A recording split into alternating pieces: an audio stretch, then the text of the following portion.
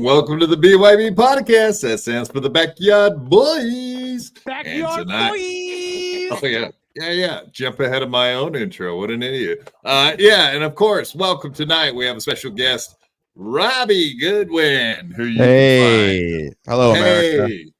What's going on? Hey, go America. Yeah, speaking of which, right now, Trump is live with Elon Musk, and I just looked at our numbers and it was like, oh, I wonder if they're watching that. Everybody's out watching that right now. What the hell's going on here? I could just do it. Hey, we have video, which I don't think they have. It's funny how X he doesn't do video right for those spaces. I don't know, but I like the intro, man. It was very like it reminded me of like listening to the radio in like 1995. You know, like that kind of rock. Hey, welcome to Rockin' 101 in the morning with us. All right. Yeah, that was fuck of shit. And welcome back to 98.1 The Mule. And the worst host on the radio. Welcome to Quadfather Space. He sucks. Do not listen to this guy. He's absolute trash. No, I didn't mean to be rude. It just brought me back. Yeah, you did. Don't fucking lie to me immediately. We just met each other, and you're already pulling some shit. I did mean to be rude, but now I feel bad for being rude. That's the honest truth. Everybody else is mean to me, and they don't give a shit. So why would you be any different? Well, please don't be mean to me, I guess is really what I'm trying to say. No. We'll take it easy on you, allegedly. But yeah, of course, Robbie, who you can watch on What About Rob, the Crowder Boys, as seen on You Know What, Dude? Are You Garbage? Dude, you're out there doing you've probably even been on Rogan by now because I just don't keep up enough. I didn't do Are You Garbage? Dalton did, but I did do Jim and Sam, and that was cool. Yeah. So you didn't do Are You Garbage? Yeah, I guess I'm just a little too classy for it. Nah, I don't know. Yeah. I mean, that's why I had you on today. I thought you were on Are You Garbage? Oh, sorry. I could pretend I was. Yeah, I was on. Yeah, can you just make shit up? Yeah, all right. Like, yeah, I remember when I was on Are You Garbage? You're like, you ever play jump rope with a hammock? Up, your garbage. Yeah, that was great, man. That was awesome when they were on. It was a great episode. So you're classy, obviously. You probably have fine tastes. Yeah, except I do have like wigger taste a little bit. Like I love like rap and Eminem and half of Logic. Half of Logic. Well, let's be honest, all of Logic. he's so white. He when he says the N-word, I'm like, you're barely getting away with that. But I do like him. Well, how's your white boy summer going then? I guess that would be. Dude, it's been a great white boy summer. It's been an incredible white boy summer, dude. Fucking just being white and having fun in the summertime. Hell yeah, man. You got like the above the knee shorts, maybe some Dockers top sides going. Absolute, dude. I'm all about above the knee shorts. Yeah. Let's me get too. Nice and high, man. Yeah. You're into it. Do you have a shirt Well, on, I can't afford that shit. No, I don't. I'm pretty white trash, so like, yeah, most of my shit's like secondhand. But if you don't wear a shirt on the podcast, you're garbage. Yeah, that's what I was gonna say. He's aiming for something. It's on Are You Garbage. Now this guy over here is trying to he's auditioning for Are You Garbage? What the fuck is Are You Garbage? It's a show where it's one of the greatest podcasts on the. What the fuck are you talking about with H. Foley and the other guy? They're two guys they're very funny. But it is also funny to me that they're both from Philly, but for some reason they talk like they're from Chicago. They're like, oh boy, look at them. Oh boy, you're garbage over there. It's very like, oh really? Bears, you know? Yeah, okay. Exactly. That's what I was gonna say. It sounds like the SNL skit. Yeah, the old Chris Farley. But they're both sincerely very funny guys. Yeah, and Quad. Why don't you do your Chicago accent? Do a Chicago impression for us. Yeah, I mean, what am I supposed to? Doubles, da Bears, Dicka. Fucking terrible, dude. Dicka. Mike Dicka. Yeah, Dicka. I mean, you got to Dicka. Yeah. Oh, yeah, Wrigley Field. Robbie can teach me. Yeah, I'll teach you guys. Yeah, this is now just a voice acting lesson. Yeah, please. What's You know, your Wrigley Field God and is. Ditka? Hey, thanks, Dirnbag. You know, it's not named after the gum. It's like one of the only stadiums not named after like a sponsor, but it still sounds like one. Wrigley Field. Yeah. Is that crazy? Yeah. I guess it's not that crazy. Maybe Isn't that mildly interesting? Fenway. Maybe it's the historical stadiums try to keep the old names from back in the day because everything's all about Fenway advertisement and corporations nowadays. So everybody's The bought worst out is and suck. the worst is going from crypto or from Staples Center, so iconic, to the crypto.com arena. Oh, Jesus Christ, dude. That's okay. I just don't like that. Well, like the Sacramento Kings, I'm not too far away from Sacramento. Oh, nice, dude. They went from like Arco to the some like sleep center, like they were some mattress company. And I think like, it's what? Sleep Train, right? Which is like a local. Yeah. I'm literally a local. I'm from the Bay Area as well, so I'm more of a Warriors guy though. But right. I like how hard. Yeah, I mean they got their new stadium. That's Oracle. It's Chase Center, and then where Pac Bell, where they used to play baseball, is now Oracle. But the old Warriors was also Oracle. It's very confusing. Pac Bell, right? No, that one's changed quite a few times too. So even the Giant Stadium. Yeah, I'm an A's Niner fan, so that's where it's at. I might go to the A's game tomorrow. Is this interesting to anybody? No, I have no idea. I mean, we're just we're getting to know each other. We're establishing chemistry. Yeah. He's crippled. Exactly. Are you really crippled? Yes. I'm a quadriplegic. Even my hands are like. Beep. So now you have to have sympathy for me. Now you got to be like, oh, poor guy. So if I mess up or do anything stupid, or I'm boring, like as you just said, then you have to give me a little slack, man. You got to back off. Can't beat me. All right, all right. I'll keep the dogs on a leash. Yeah. Speaking of dogs on the leash, we got Dayla there coming in with a gifted BYB podcast membership. Beep, beep, beep, beep. See, we're doing it. 1. Why didn't you give us 5? Why 1? Come on. Don't be cheap, you freaking pores. Yes. Yeah. No. He's got it. Uncle Jack says quad is paralyzed from the neck up. Only if I take too many edibles. Other than that, I'm pretty much good most of the time. Absolutely. Look at this guy. I just took a great shit. Steve C, member for 6 months. Thank you for being a member for 6 months, Steve C. We appreciate that. And too much information. Thank you, though. Goddamn gentleman. You know what, though? Right there. I do relate when I take a really good shit. I do want to tell people. I don't, but sometimes you're like, hell yeah, dude, that was awesome. You know? Have you ever come while you shitted? No, I haven't. I was just I've gotten close. I've never climaxed though. You just got a boner while you're pooping? Yeah. Well, I already had the boner, but when I shit, it rubbed past that prostate, and I almost see. He doesn't have feeling down there, so he doesn't, and he has a colostomy bag. I do have feeling. Stop it, Grady. Too much information. He doesn't even want to know all this stuff. I'm trying to introduce you. What do you think? I bought Biggerstaff or something? I ain't got no colostomy bag. Give it up. All right, fine, dude. Fine. No. How come a poop? It feels good when you take a nice big poopy. But I can't imagine anal sex feels good. So like maybe it does. Maybe it does on the way out. Maybe it's like having a poop in and then immediately like taking a big shit. So only on the pulling out part. Right. Maybe it's half good and half awful. I have to assume. Yeah, I can see that.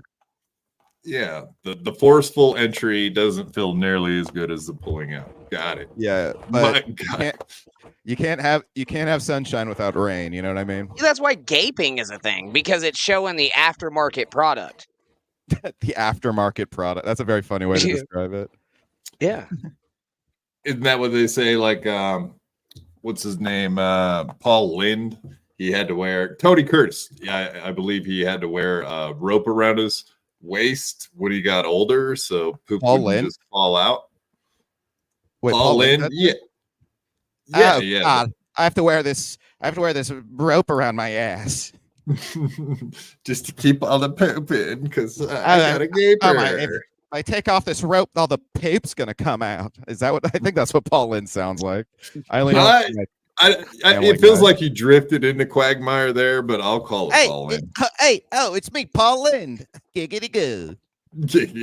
Yeah, I mean, they are the same guy in reality. They both are like psychotically sexual weirdos. I don't know. Yeah. You don't wear butt plugs, dude. Wear butt plugs? Did I say wear You a butt don't plug? wear. No, Articulate John said, "Great," and you pulled it up. Granny always wears a butt plug. You don't wear them. You insert them. You would know. There- Then you wear it around town. But that's Well, not actually- like wearing it. No, the girls aren't. That is the thing now. I see these videos Yeah. of girls wearing butt plugs, and then they got like LED lights on them, and like Yeah. multicolor, and they go out to the club, and they're like, "Oh, look at me in my butt plug." Yeah, that's Yeah, actually that's- pretty hot. Hey, you find It's that like hot? LA I lights. kind of do. It's like very humiliating in a fun way. I don't know. I think it's cooler when the butt plug itself has like a foxtail or a raccoon tail. It feels like you could just like walk up to her and just give it a yank. Did he leave to go watch this porn? Oh, No. so No, I think he got excited about butt plugs, so maybe he was just checking on his butt plug, make sure it's still in the drawer. he's near like, him. oh yeah, yeah. Like that's part of the mic check. Actually, he just forgot to do it. You don't Yeah. wear butt plugs, dude. You don't wear suppositories, right? They're still in there, but you Wear don't them. fucking wear them. You don't wear them. They're inserted. They're just kind of there. He inserted himself. I didn't. God Grady always inserts himself. True.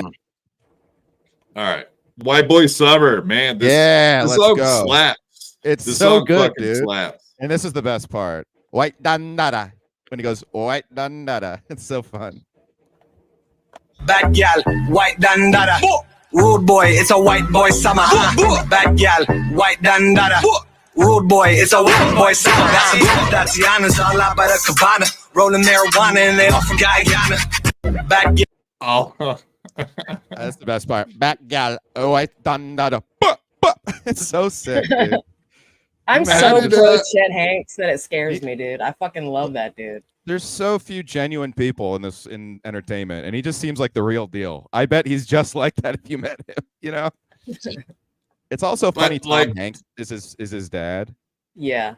Did you see Chet Hanks I agree. posted like screenshots of Tom Hanks like being like, "Hey son, what's up with this Kendrick and Drake beef going on?" And then Chet Hanks just sent him a wall of text describing the whole rap beef. And then at the end, Tom goes, "Oh wow, gee, so who's winning?" It's very adorable. Like he was trying to like connect with his wigger son by asking about rap beef. Well, that you said like, oh, I've never seen a more genuine guy, but can you say a more genuine guy when he's actually like pretending to be a black feller or Jamaican fellow? Like he's taking on a whole other persona, and I don't know how genuine that could possibly be. That's actually I didn't consider that. I guess I guess it's just that's authentically what he wants to be. He's not like trying to sell anyone anything, you know, like a lot of celebrities and politicians are always like they're so concerned about their image and they're trying to sell you something. I don't think Chet Hanks is selling me anything. I think he's just that dude. I do too. I think he's passionate about it. I think he found something beautiful about it, and he jumped with both fucking feet into the culture, and he didn't half-ass it. And he's shown respect, and he's done. He can speak. What is that called? Patois. Patois. So fucking yeah. It's really good. Yeah. It's really really good. Rude boy. It's a white boy. Yeah. It's like that would come off cringe unless he said it with his throat and like. Yes. Had practiced it 1 billion times. You know what I mean? Like you could see him just being in his mirror being like, "Look at your Chet, you look so good today." Bruh. Like bruh, funky boy. Chet Hanks. Your father was in Toy Story. Bruh. He was Woody. Big ups to Pops. He was Captain Phillips, but I am the captain now. Jet Hanks, white boy summer. White Dandada. I love white. I don't even know what that means. White Dandada. That was but Z-Way had that talk show where her whole thing was just like trapping white people to make them like all these liberal white celebrities would be like, she'd like try to be like, they'd be like, oh no, wait, no, I'm not racist. Like she'd try and like do those, and Chet just did not take the bait at all. He's just like, yo, and he just ended up hitting on her, and it was until he took his shirt off. That's a beautiful interview. Go watch Chet Hanks on Z-Way's talk show. It's really good. Yeah, I saw that. That chick is she does seem like she's trying to trap everybody into saying something not good. Maybe like an accidental racist slur. That's like her dream, is like tricking white people into saying racist stuff. Yeah, she loves like doing hypotheticals where you don't win, and then they're like, oh, so then why would you say that? Which is actually kind of a good troll. Like if it's just trolling, not bad. Yeah, that's on another level. She does have that capability. B Smiley the Third, $2. Check out Irrational Times White Boy Summer. Yeah, I don't know. What's that? Irrational Times White Boy Summer. I could look it up. I have no idea. Oh, look at this guy. See, this guy gets it. My crack habit. My crack habit has gifted 10 BYB podcast memberships. Do we have a Mike crack habit here? Somebody get my crack habit. Look at you. If I ever see you again, I'm going to put my ass in your butt. Yeah, it's in your butt. Yeah, yeah, my crack habit. I mean, that's the beautiful part about being on YouTube with all these profiles. They come up with such wonderful. They're smart. They're really gifted. Like Dixon Butts and my Dick Fitzwell. Dick Fitzwell. That's like perfect. Wait, was that Gino? No. That's Steel Toe. Oh, okay. Sounded like Gino though. But yeah. Gino is known for saying the N-word a lot, mostly on stage. It's almost his full bit. True. Yeah, I used to open. I opened for him once. It was pretty fun. Yeah. Hey, buddy. Or something else. It was Atlantic City. It was me and Mike Figs. He took us on the road, and it was funny. Like he drops like, it was very nice of him. He was so nice, but he goes up there. He's like, "All Jews are faggots," and it's just like, all right. Yeah, I mean, he's trying to win a huge portion of the crowd over by immediately love it. alienating. It was all Jersey trash who were gambling, so Gino did do well. Like it was like, nice, yeah, he appeals to the Italians pretty good, I would say. He knows his audience. This guy's saying what I'm fucking thinking. Yeah, basically. We know that Italians are notorious racists. True. My favorite comedian, Jay Cool, man. Right after that, Gino Bisconti. Boom. You got it. No, so Gino Biscani and Steel Toe were really good friends until very recently, and then they had a falling out. But yeah, Gino was doing his show, and he was consistently buddy with him. And Steel Toe, Aaron, Aaron Imholt was on Compound Media with those guys. I'm sure you've heard at this point that Compound Media has merged with Censor TV. Gavin McGinnis. That drama I followed intensely, and the fact that Cumia just hired Gavin to fire everyone for him. Like, all right. I love it. I respect it, dude. I swear to God, dude. The guy just had like a major heart event, surgery, moved his entire household to a serene place in the fucking woods, away from New York, away from all the things that he doesn't really like, you know, if you know what I mean. Blacks. I'm just laughing mostly because I can picture Gavin like being like part of the deal for him was like, I can't wait to just go in and fire a bunch of people that I don't know. Like he probably loved that phone call. He's like, Garrett, Steve, you guys are terrible. You know, just like going in and just like firing a bunch of people. You're fired. He actually has said that since he was like, maybe I was a little harsh, but he was like, Yeah, that's kind of how they did me at Vice when they brought Right, me exactly. in That's to what I'm saying. boot Get a my little ass. school shooter. Like, I get my revenge now. Like, that's you know what I mean. Like, he said he's been waiting 20 years for the I- opportunity to walk in and be like, "You're all fucking gone. Bye." So now yeah, exactly. That was his like Kill Bill moment. Yeah, yeah. Whatever. He doesn't. Would you rather have someone come in and be like, "Oh, guys, or wishy-washy shit," or would you rather have them just walk in and be like, "You're gone. It's over." So go look for jobs. There's really no good way. The last time I got fired, it was a little bit like, yeah, we're thinking like your time here might be coming to an end. I was like, oh, was that your decision? Whose decision is this? Just say I'm fired. I had to be like, so I'm fired. Well, I was laid off, but it's similar kind of thing. COVID. Is that what got you? No, it was actually after COVID, and it was more so that our industry that our company did really well in COVID because it was like all e-commerce shit, and then yeah. Fuck, man, that should get e-commerce will get you every goddamn time. Every fucking time. Mm-hmm. Yeah, but it was a great experience. My boss was just very little Michael Scotty, if that one of those. I did want to ask Derek, since we were talking about crack a little bit, what's it like to do crack like as a quadriplegic? Like you would want to get up and do shit, but you can't really. Like just I would imagine that it would be it would probably drive a guy crazy because like the amount of energy I have now, like I just want to jump out of my chair and go do stuff. So yeah, I would imagine being on meth or crack or any of that stuff would probably it'd probably mess with your mind. I can picture that. But I don't know. I don't do any of those drugs, so therefore I don't and will never know. Most likely, we'll see. You never know with the crack.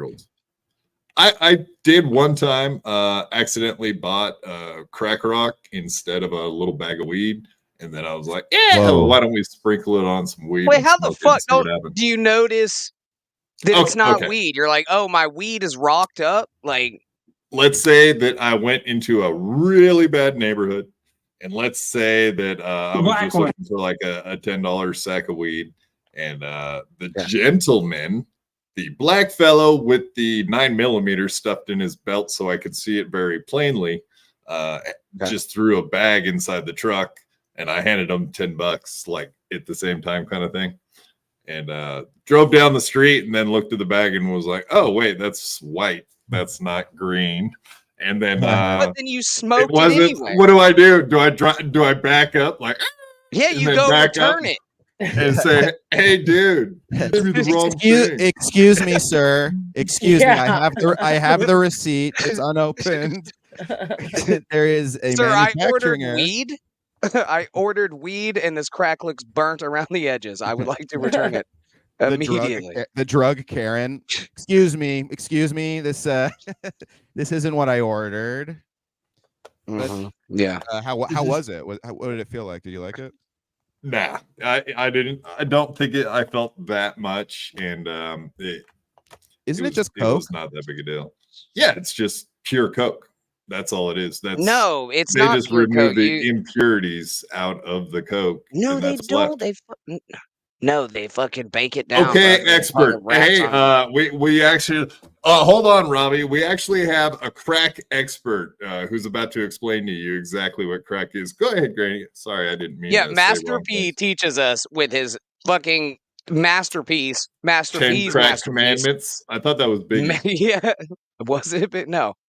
Who does make crack like this? No, I think you're right about Master P. I was just giving you the commandments. I don't know. I'm trying to play. I'm trying to spitball. I'm trying to improv with you. I'm saying yes and you keep no butting me as usual. So go ahead. Yeah, go ahead. It was fucking masterpiece. Master P. Master P's masterpiece. I think he died. And so back to the crack. Why don't you explain to Robbie exactly what crack is, since I was wrong? Robbie, cat's out of the bag. I've never done crack, bud. Cool. Well, I learned a lot. Appreciate it. Yeah. From what I know about what I know about Sacramento actually is I know it's a big meth area, right? Oh yeah, huge. Yeah, all of all of my area, yeah, absolutely. I just remember Definitely, it's that's why the Kings games are so loud. They're just all fucking rocked up. You're not wrong. Go You cruise ever- around Sacramento right now. I mean, it's definitely a shithole. Yeah. Surprisingly, they've let that place go. Yeah. I like where I bought that crack was East Palo Alto. You're probably very aware of what Dude, that is. so I went to school at MA, which had all the EPA kids in with like it was right on the district border of Palo Alto and East Palo Alto. So it was a bunch of like gangbangers and like suburban white kids, like kind of intermeshed. Yeah, EPA. Yeah. Well, maybe you know the guy that sold Quad the crack. Or Quad. Explain to him the guy that sold you the crack. He might know him. So the problem with selling crack in East Palo Alto is I think your life expectancy is probably less than a year standing on a Yeah, corner. dude, that's not a thing that it was when I lived there. It was like the homicide capital of the United States. Yes. Yeah, per capita homicide, per capita murder capital. Yeah. I'm from I the murder think it did that capital. quite a few years, as a matter of fact, there in East Palo Alto.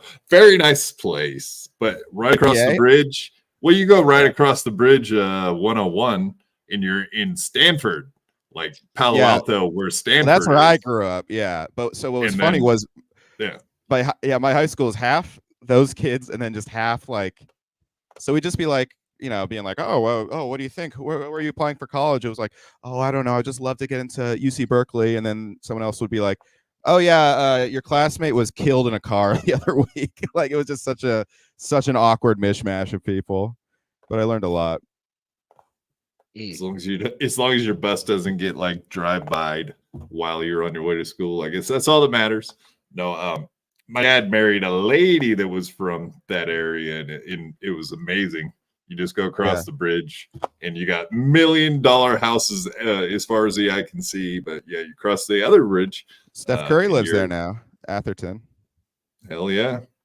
And Jerry Rice. He lives in Palo Alto. He's always around. Yeah, he is all. I met him in like 2017. He cut me off in traffic once. Jerry Rice did? Yeah. I also played his son in basketball once. Really? Yeah. And my dad was coaching. He was like, I want you on him like white on rice. And he's very proud of that joke. Are you proud of your fucking are you proud of yourself for publicly announcing that? Yeah, actually I'm very proud of myself. I guarded yeah. Jerry Rice Jr. couldn't guard me. Sorry, I'm gonna fucking take my dub on that. All right. Well, you know what? Damn. I saw fucking Earth, Wind and Fire's tour bus one time, dude. It was driving through my driving through my town, dude. Nice, fucking take dude, that's that one. awesome. Mm-hmm. I can't top that. Yeah, exactly. Robbie by Mike Love from the Beach Boys. Oh really? Oh yeah. That's cool. When you were underage, correct? No, I had just turned 18, actually. My mom barely legal. very loudly told Mike Love that I had just turned 18. What? And he was like, he's like, do you want to go to Aruba, Jamaica? Girl, I want to take you.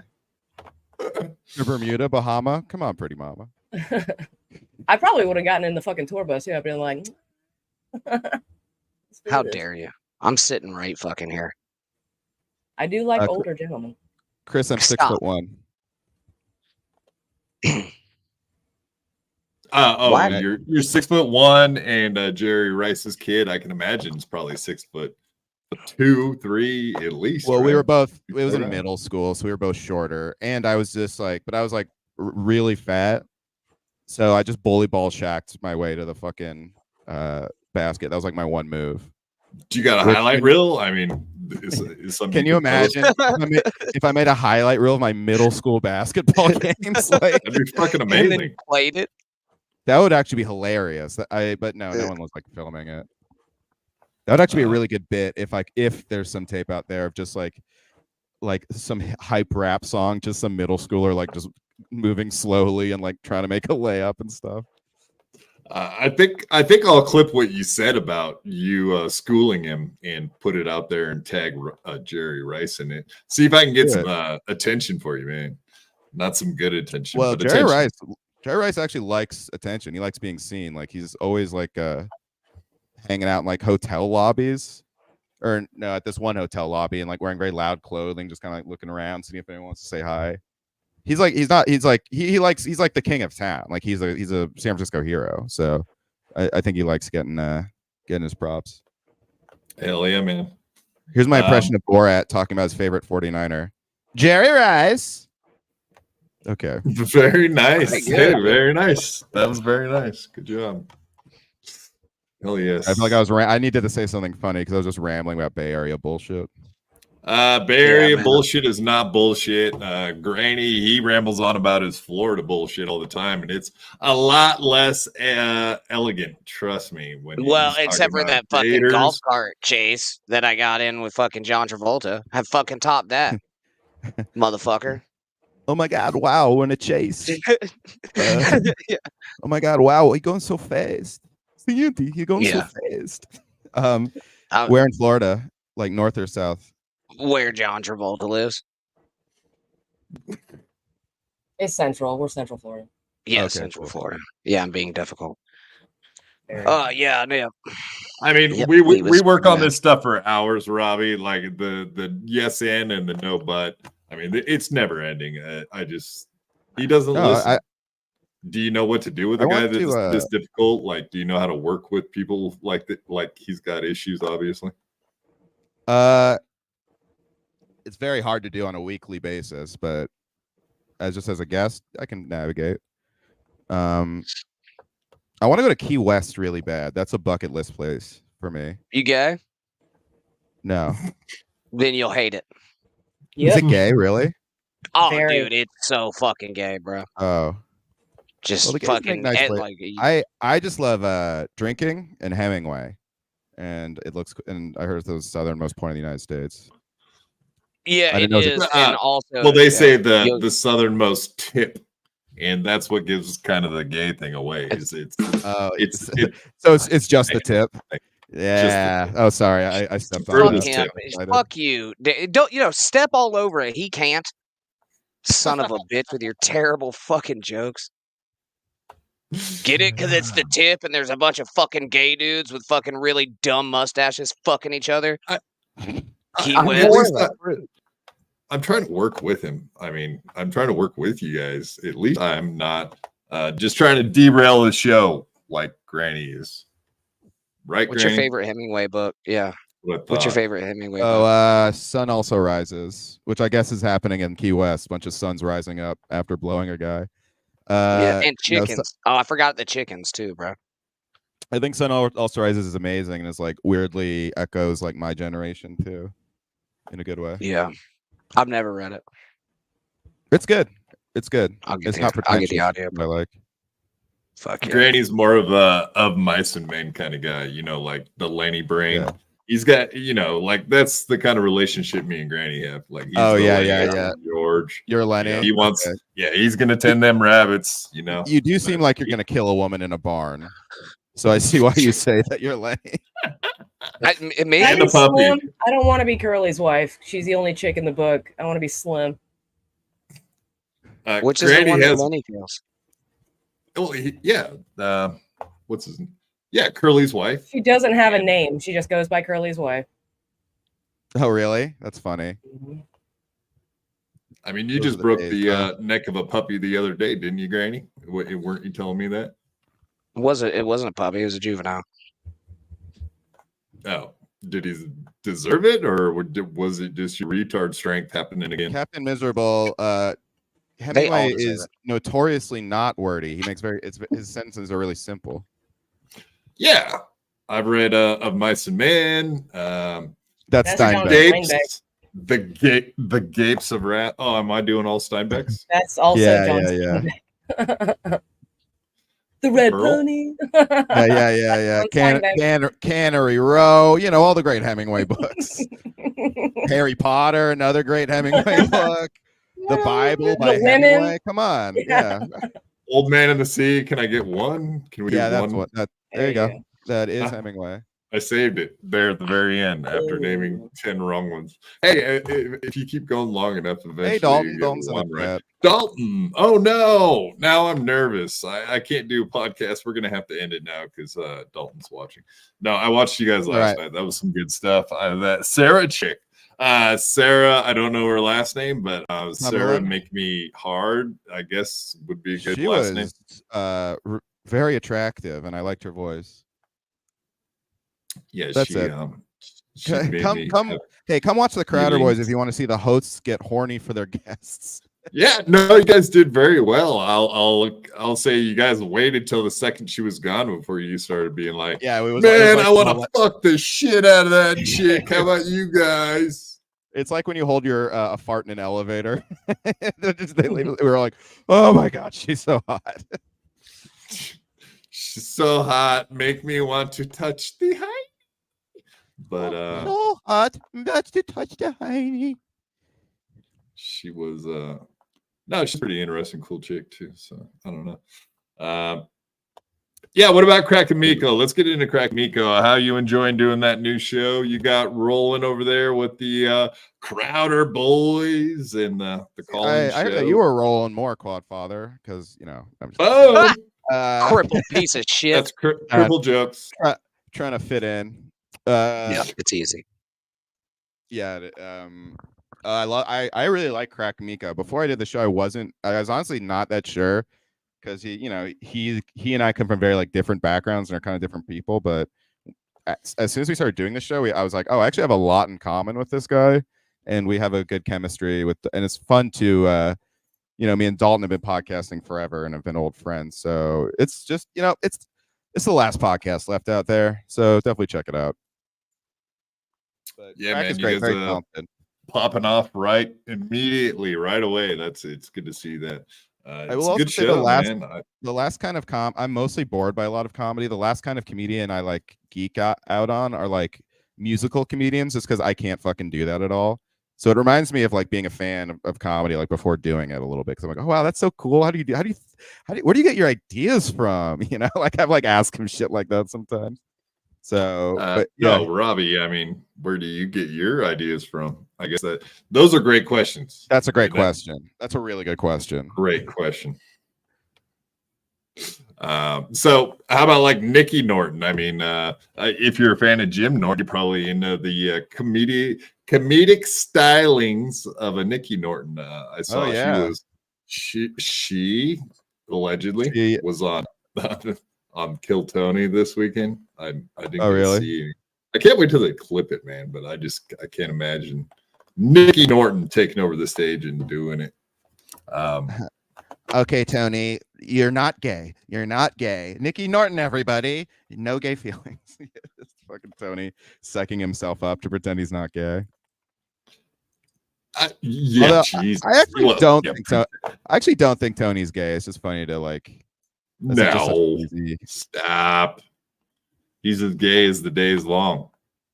The thing is, he doesn't get mad when you call him gay, whereas he gets mad when you make fun of him for almost anything else. So that makes me think he's not gay. Actually, I never did. You do Kill Tony at any point? And obviously, I've never done it. No. 1 minute guy. No, that was my whole thing with it. I was like, I don't get how you're supposed to be funny in a minute. You should do it, Quadfather. They have a ton of cripples on there. I'm not funny. And I'll admit that. Yeah, they do actually have a lot of cripples on there. There's a lot of guys. It's like, all right, who's next? Oh my God, the man with no legs, everybody. The man with no legs. It's like, because you know why? Do you remember Mike Lehrer? Yeah, I do. The guy that offed himself here a year ago, which I'm bound to do at any point. I hang in there, man. In that guy's footsteps or lack thereof footsteps. Either way. Hang in there, bud. Hang in there, bud. I like that, Robbie. That's nice of you, buddy. Hang in there, man. You can do it. Yeah, you can live another year. Great, man. You can. No, just watching the deterioration. But I watched them put him up on stage in his light wheelchair, and they could barely pick him up, and it was super awkward. And I thought they were going to drop him like every 2 seconds. So I was like, dude, they're going to kill this guy. And then I was like, oh, wait, no, he killed himself. Never mind. Yeah. And after he died, I was like, well, they're definitely going to stop having, disabled people on, right? And Nope. Tony just pulled that lever, and now it's like it's basically the whack pack now on there. It's basically the whack pack with Tony. Well, I don't know. Do you got to have something wrong with your brain to some point to be a whack packer? Because none of the whack packers, like from Stern, none of those guys all seem to have their full faculties about them. I'm trying to think.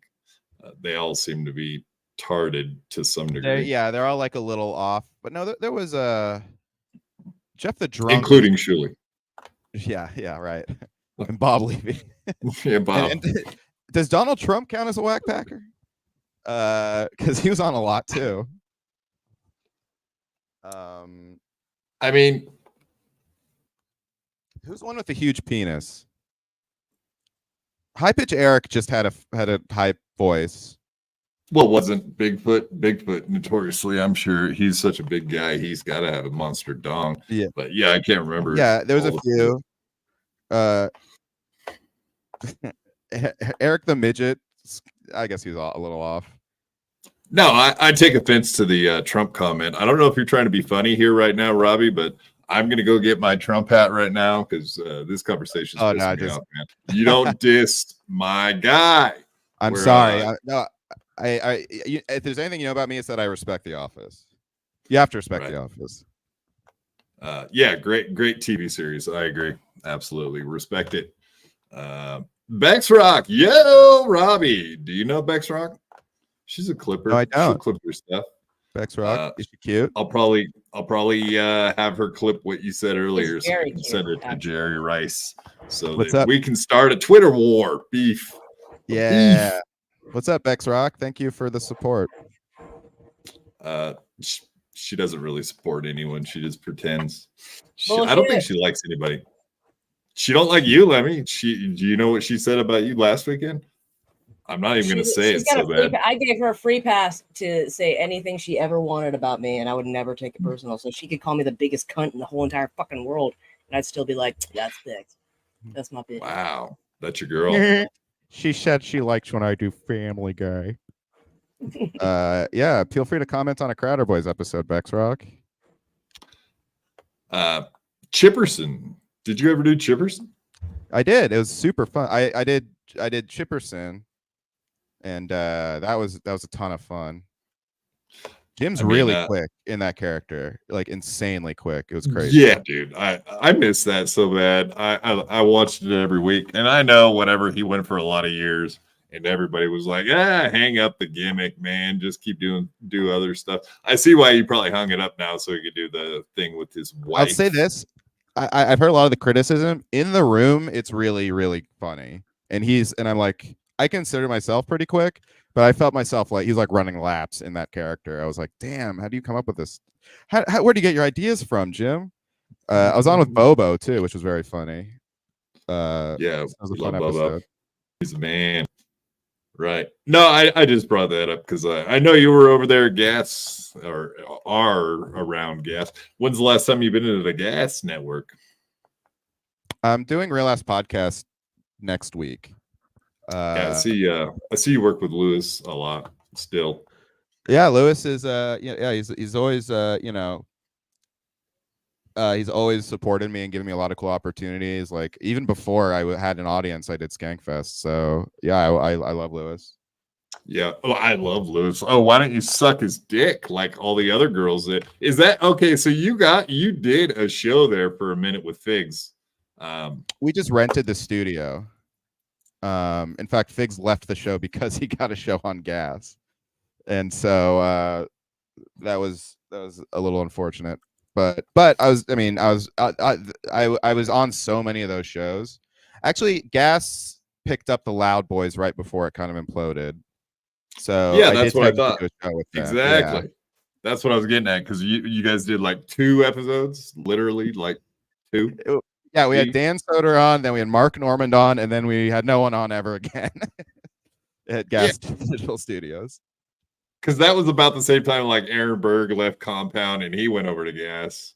And you guys started doing the Loud Boys. I remember I sent that to Figs when Aaron Berg was like, "Hey Gino, we can't do this anymore." And then Mike was like, damn, I hope that never happens to us where we break up and then about a year later he's like, I'm done with the show.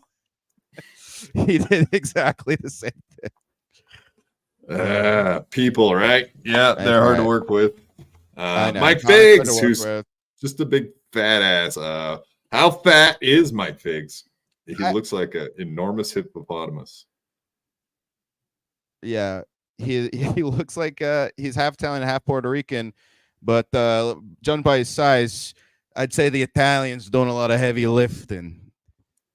I actually like Mike. I think he's a really funny impressionist, and he's just, I think he was just burnt out and a little impulsive on that respect. But I wish him no harm. I don't hold any grudge, and I hung out with him last Skankfest. We had a real fun time. I do miss that show though. That was a really funny show. Do you like stand next to him and you find yourself like staring at the back of his head, just thinking, I would like to just punch this fucker or something like that? Like, I just want to hit you right now. Well, it's hard to stand next to him because there's no room due to how fat he is. So I haven't had that experience. He's no, I don't. I wish I actually. He makes me laugh because he's like a fucking he's like a cartoon character sometimes. It's like he's one of those rare comedians who is really funny to laugh with and also at, because he just does dumb shit like that, Yeah, I saw the laughing at. I just never saw the laughing with. Like when you guys did shows, I'll be just flat out honest. I always thought you were the funny one, and he didn't really have much going on in the impersonations department, especially, man. Like, dude, you were lighting up the impersonations, and the funniest was in Bobby Kelly when we did you know what, dude. Bobby Kelly straight up like, that guy's better than that guy at impressions, like right in front of Mike. I think it really hurt his feelings, but he was really correct. He called it. That was, in my mind, that's just flat out fact. You're good at pretty much all of them. You look like Judd Nelson. That's what I keep thinking. That's what it is. Nelson. Yeah, Judd. You remember the Breakfast Club? Yeah. Bender. Yeah, I see that. I also get Weekend at Bernie's guy, and I get Ted Mosby a lot. Fuck is Ted Mosby? Oh, god damn it, Bobby. Yeah, Bex, if you want to shout out an impression, I'll just do him. You don't even have to super chat me. No, wait. No, it's $5 an impression. We'll charge. Oh, yeah. All right, your skill. $5, I'll do an impression. You suggest Peter Griffin doing anything? I'll do whatever. Because I love Peter. So you obviously you don't know Judd Nelson Bender impersonation. You're gonna have to work on that one, man, because those 80s reference movies. Everybody wants those, I'm sure. 40 years later. Okay, I see it. Judd Nelson was cool. Fuck yeah, man.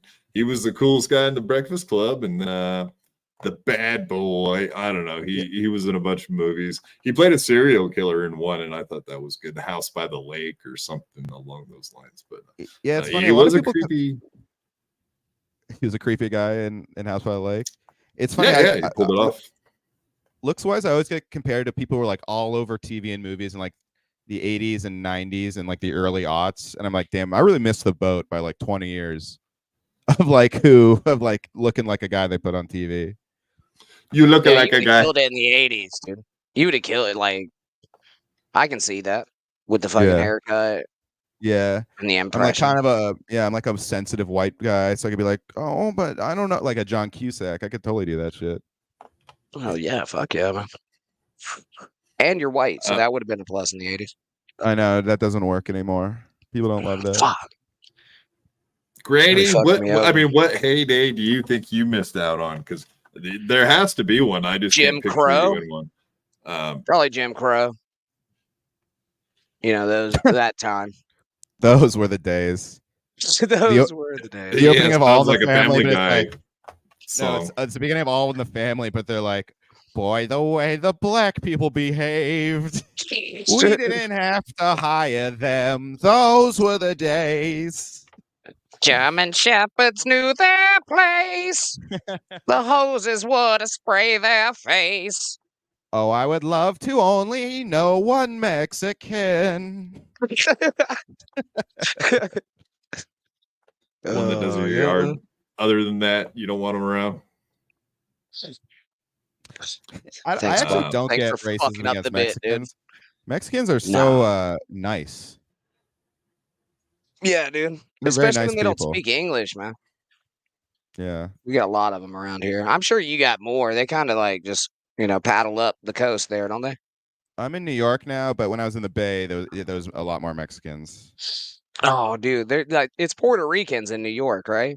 Yeah, and Dominicans. Yeah, fuck, man, they're running crazy out there, man. So which ones are better? Let's get this out on a podcast. All right. What's better, Puerto Ricans and Dominicans or the Mexicans out west? All right, let's do it. Let's rank the races, all of them. Number one, Yeah, gotta go classic Mexicans. Number two, Yeah, that's awesome. yeah, Yeah, let's get your career derailed before it starts like a shake and go. Wait, hold on. The resurgence of Shane Gillis makes you think maybe you ought to do a cancellation, and then you'll have your rebound. Dude, go on podcasts. Just say slurs, dude. If you don't, that's gay. that is pretty good. Man. Yeah, I had that What's impression. your favorite? Okay, so no, go ahead. Do your impressions, man. Don't let me fucking step on you. Oh no, Yeah, there was a super chat with a request. I just wanted to mention. Okay. Chops Talk Diff, $5. Thank you, sir. Can you do Peter Griffin impersonating President Trump? See, I call it out because that dude. You are a man of my heart. Chops talk different. I haven't done this, but let me try and do it. A lot of people say many such cases. There's a lot of Megs coming into this country, and remember the time America was great. We're gonna make it great again. I'm Peter, but I'm also President Trump. Dude, the crossover impersonations are always. I love doing a combo. Doing a combo is it's challenging and fun. Can you do Sling Blade? Sling Blade. Sling Here Blade? it goes. French fried potatoes. I actually have never seen it. I just know that's not good. Maybe you're not an impersonator after all. That was so trash. I haven't even seen away it. Your impersonation creds. It's a side. It's a sight unseen impression. What are you talking about? I'm Kevin Brennan. How have you not seen Sling Blade? Come on, man. I haven't who watches Sling Blade? I'm too busy watching Ray DeVito. I don't have time to watch Sling Blade. Yeah, you're watching the Rock Bottom podcast on the rig. Sling Blade is gay. Sling Blade is gay. It's gayer than Lenny Marcus. Are you doing Kevin Brennan? Yeah. Everyone says it's so gay. Everyone wants to use Sling Blade. I say no. $5. I was told today that's the only impression I can ever do ever again by Granny.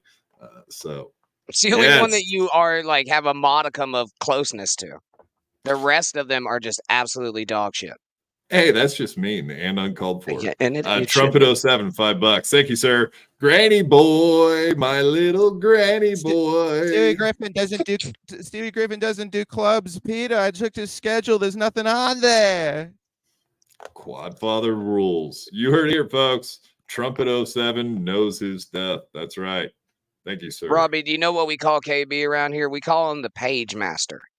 I don't know if you've ever seen him because he looks like Macaulay Culkin in the Page Master. I've done his show a couple times. Have you? Yeah. What's he like? Burning Bridges or Misery Loves Company? I did Misery Loves Company. He's exactly what you think. He Kevin Brennan. He's always been very nice to me. I've been on his show. I've been on his show like 10 times. He's always been nice to me, but then I'll randomly say something. He'll like yell at me and snap, and I'll be like, "Oh, sorry." I want to meet his brother, Neil. Yeah. One time, Kevin Brennan. Yeah, the accomplished one. One time, Kevin Brennan. He was like, "Hey, Robbie, I've got 2 tickets to Neil Brennan's show. I'm not going to use them." So someone told me you were a fan. I was like, "Thanks, Kevin. That's nice, man." That's just so funny that somehow his agent or someone. Do you know how close they are together as brothers? Yeah, this is gonna blow your mind.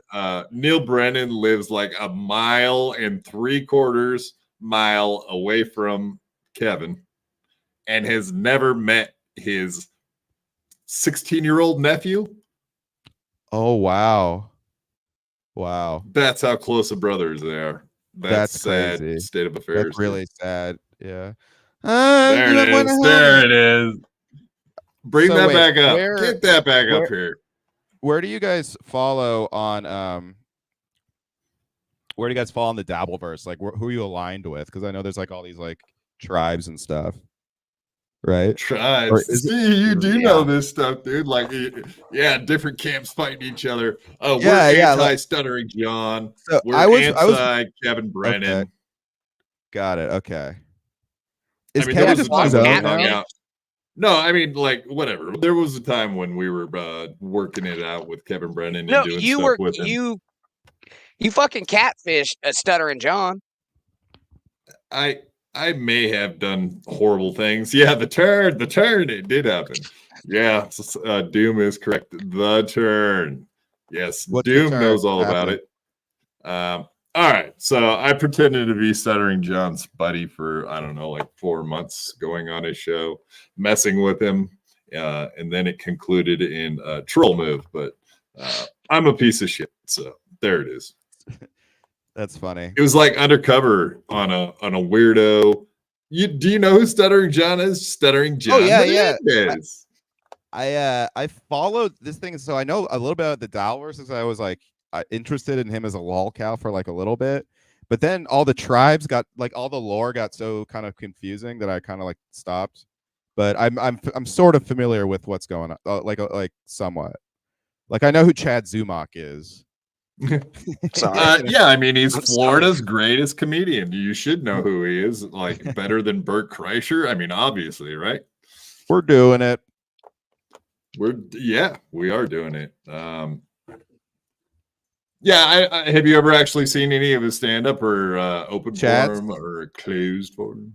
No, Yeah. I've never really seen his stand-up, but I knew him as like a figure in the as a Kevin Brennan's like bitch co-host, basically. Yeah. Yeah, he's KB that you could say it, that's fine. So wait, are they back together though now? Because they said some really neat stuff about each other. They're back in love, and that's awesome. I love it.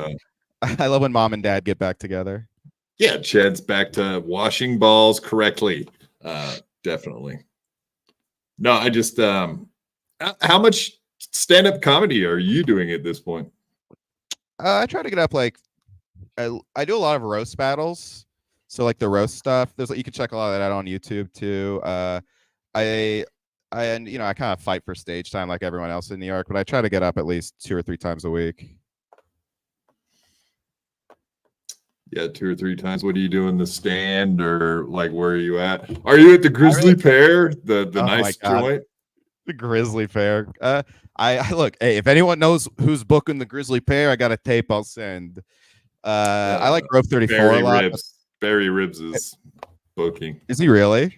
No, I don't know. Dude, one time I did the Stress Factory, and my ex was opening on the show. Well, I so it was the day before I got there. I was doing a guest spot the next day. And I was like, "Oh, how's the show last night?" And she was like, "It was really good." Barry Ribs was off in the corner, just licking his lips, hoping for stage time.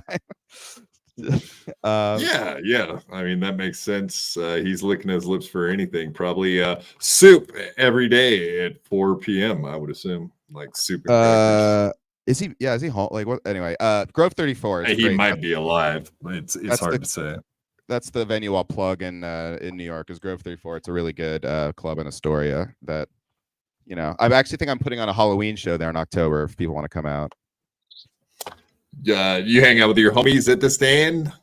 You go over there. I used to hang out at the stand more. Yeah, that's a good hang. Yeah, I know all the people there for sure.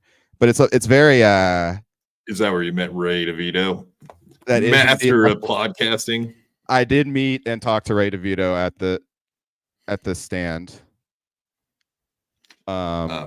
He probably would have popped on here with us today. Yeah, right there she goes with her graphics. Don't look at her graphics; it'll be disappointing. But yeah, he definitely would have probably popped on here tonight. But he had a set somewhere at like 8:30 in the city, so I'm not even sure. I gotta go close out the open mic in Akron, Ohio.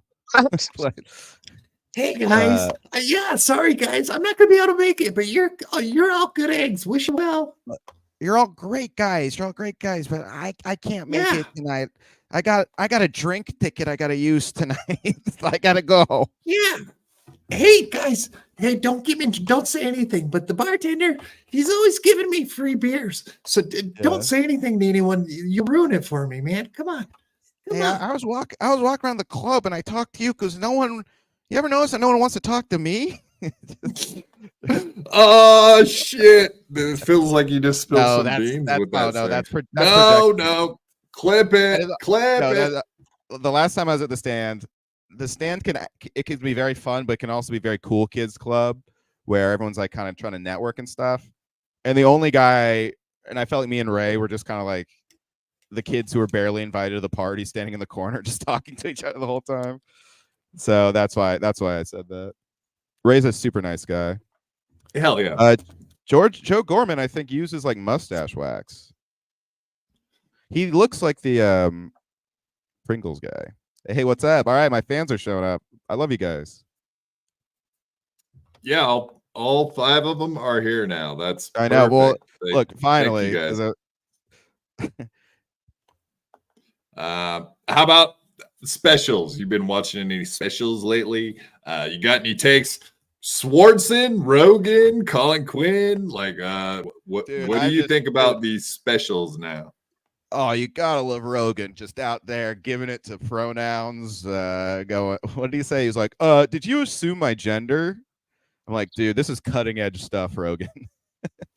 I'm not a big Rogan stand-up fan. What I Micro Scene special is great. Dan Soder's is great. Shane Gillis is great.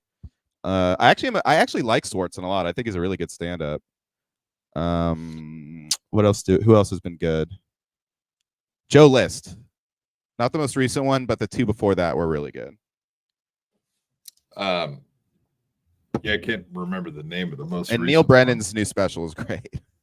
Don't say that. That's off limits. It was good. You can't say that. You can't say that. They can't say that guy's a loser. He's a loser. Dad never liked him. Dad always thought he was gay. You can't talk about him like that. He's emotional. He's like a big pussy. I hate that. I hate my little brother. He's a pussy. Yeah. That's when I was in. That's why I remember Misery Loves Company was like those days when he was mostly mad at Neil. So much has changed. You'd be blown away by how different Kevin Brennan is now. Yeah, he really loves Neil.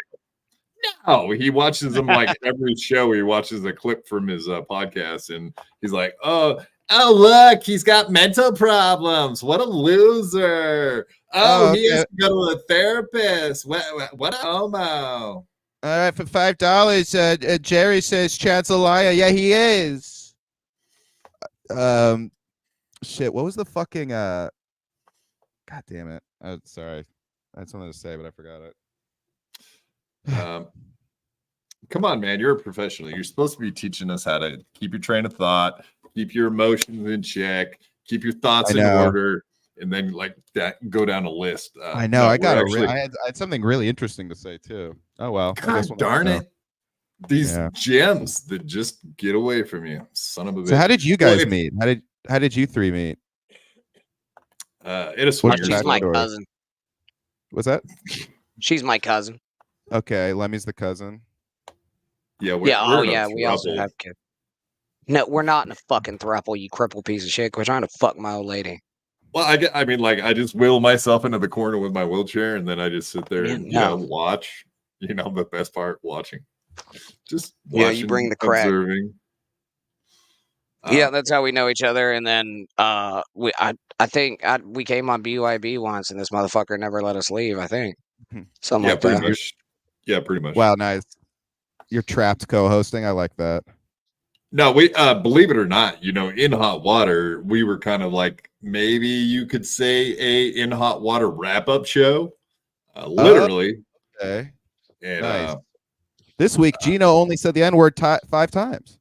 No, that would never happen. No, I think the bare minimum would be like 20. The over under, you might set it at like 200 a week. Yeah, for sure. We'll get his NPE, his ends per episode. We'll get it. We'll get a statistic. Hell yeah. Yeah, keep it stats like sports. Yeah, I mean that show was a shitload of fun with Aaron Berg. Then after Aaron Berg, like, yeah, maybe the show declined because I don't know. Gino ended up having a shitload of co-hosts and whatnot, and then they were still getting guests. But everything was kind of wonky in the pandemic, so I don't know. Like, how did the pandemic affect your career? I'm sure it put it on standstill for a second. It kind of, our podcast kind of popped off in the pandemic just because, like, I think there was just more people at home, like, trying to listen to stuff. So my career actually did really well in like 2020 to 2023, and then it kind of like regressed. But now I'm on the BYB podcast. Yeah, you're doing things, man. You made it. You're making dreams come true. Yeah, I don't know, but it's your stand-up down, right? What's that? All the stand-up you were doing, I'm sure that it just came to a fucking halt. Oh yeah. But New York there was like outdoor and rooftop shit. But did you do any secret shows like Matt Mead or any of those guys? I don't think so. Matt, you mean Matt Maron? I don't know Matt Mead. Okay. Matt Mead. Like, he's not a comedian. He just did the secret shows there for a minute. No, I don't think so. That sounds fun though. I love secrets. Yeah, Kevin Brennan was, Gino Viscani, like Aaron Berg, all those guys were, Bob Levy, etc. Yeah. They were all doing those secret shows. Okay. Oh wow. I know who Bob Levy is. He's a cool guy. Bob Levy, that guy. I've never met him, but I know who he is. Yeah. It's me, Bob Levy. No, we've had him on here. Believe it or not, the BYB shitty podcast has had a bunch of really good comedians that you probably I checked your social media and I was like, oh, okay. Yeah, this is like a real We got this guy named Dave Sarah, man. He's been on Kill Tony. Nice. Twice, not once, twice. He blew it up twice, bro. No, Dave Sarah don't see this. That's why we can't have like nice things, because she just wants to make fun of all our big stars like Dave Sarah and Ray DeVito. Ray DeVito. Hey, Ray DeVito's A-list in my book. Kevin Brennan too. Wow. I've heard. I mean, shit. I mean, in reality, we do actually have Ray DeVito with us in spirit. Actually, let's see what we got here. Oh, here we go. Look at this. Got Ray DeVito on my wall. Guys, thanks for bringing me up there, pal. Now he's just turning into fucking a Coen Brothers character. We got this one too. Here you go. Enemas go in your mouth. All right, they go in your mouth. So he was having this conversation. I don't know, like, if you've ever sat down and had a real conversation with Ray DeVito, but there are some things in life he does not know about, and like you can teach him all kinds of new stuff. But that's what I'm laughing at. I'm like, he seems so innocent to what he's saying sometimes. He's like, oh, interesting. Like, yeah, I love him though. He was having this conversation with someone about enemas, and then he was like, yeah, I know. Yeah, enemas. Yeah, they go in your mouth. Yeah. Oh, yeah. In your mouth. Of course. Oh, yeah. Gay sex. Yeah, we all have that, right? Yeah. That's when you put your penis in a vagina. That's gay sex, right? Yeah. That's the best kind gay sex. Hey, you want to go check out my baseball cards, man? I got a bunch of baseball cards. You want to see some? He has so many baseball cards. Ray, you got to sell the cards. Ray, what are you doing? He just bring him around with it? How do you know how many fucking baseball cards this man has? Does he tote him around with him? He's like he famously has a shitload of baseball cards. Like that are valuable. Bring him into the comic sometime, like books of them. That'd be so funny. Just like he does, just to do a 10-minute spot, he just brings in a box of baseball cards. Hey, this is Jose Canseco. Did you guys know he did steroids? This is Barry Bonds, everybody. All right, that's my time. I'm Ray DeVito. Honestly, No, it'd be okay. better. No, the funniest thing about that is lately he's been doing what do they call it? Card openings, or there's a name for it. Unpackaging. I don't even know. Unboxing. Fuck it. We'll go with that.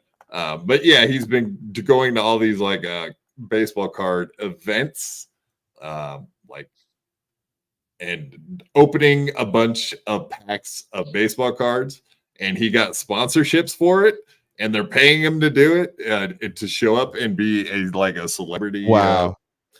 Yeah. It's honestly kind of insane. Good for him. That was the thing. I wonder how many tens of dollars he makes doing that. I have no idea. Enough to cover the box. It's not though, because you know he uses his own fucking gas to get there. Do you know probably spends $50 a gas? Do you know how many boxes I can afford with all this convention money? I'm swimming in it. Yeah, I think about that because there's not a lot of comedians who do stuff in like the sports space. I'm like, sometimes I think to myself, like, maybe I should do something with basketball just because I know about it.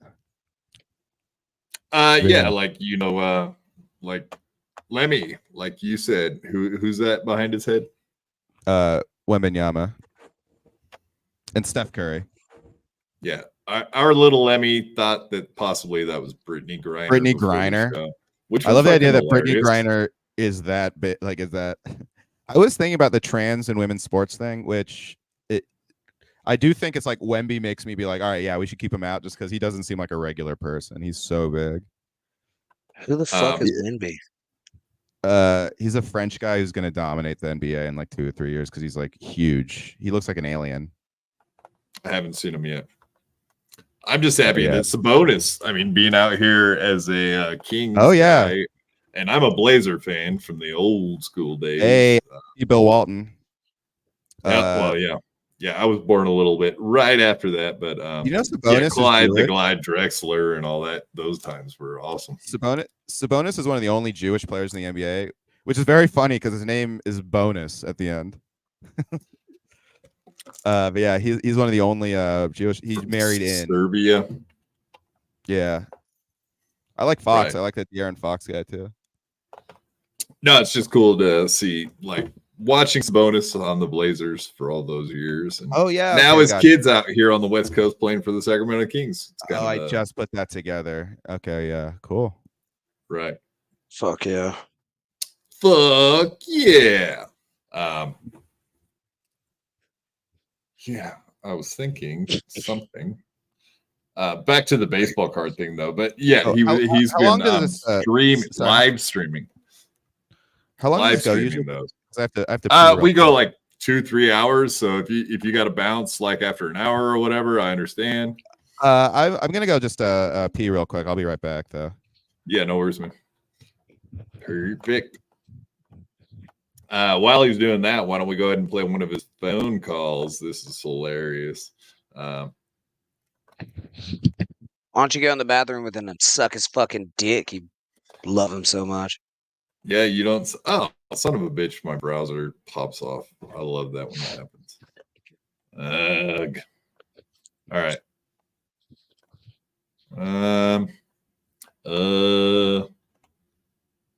I got this clip. Mike Figs. Do you guys know who Mike Figs is? Have you ever seen his comedy stylings? No.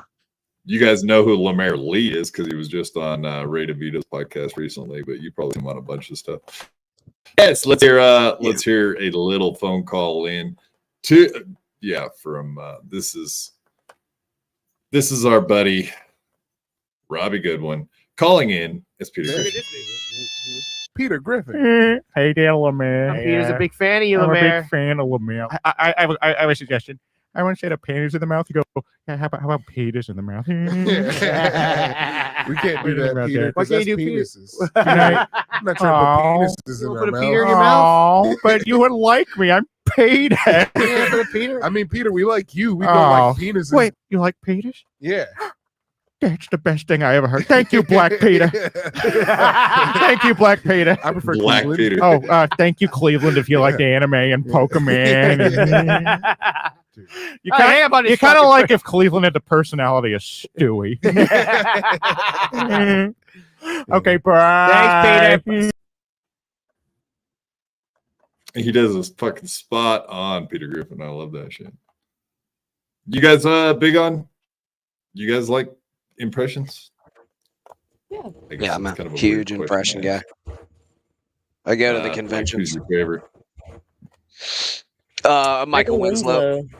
Yeah. Oh, geez. Wait, this is a Michael Winslow household.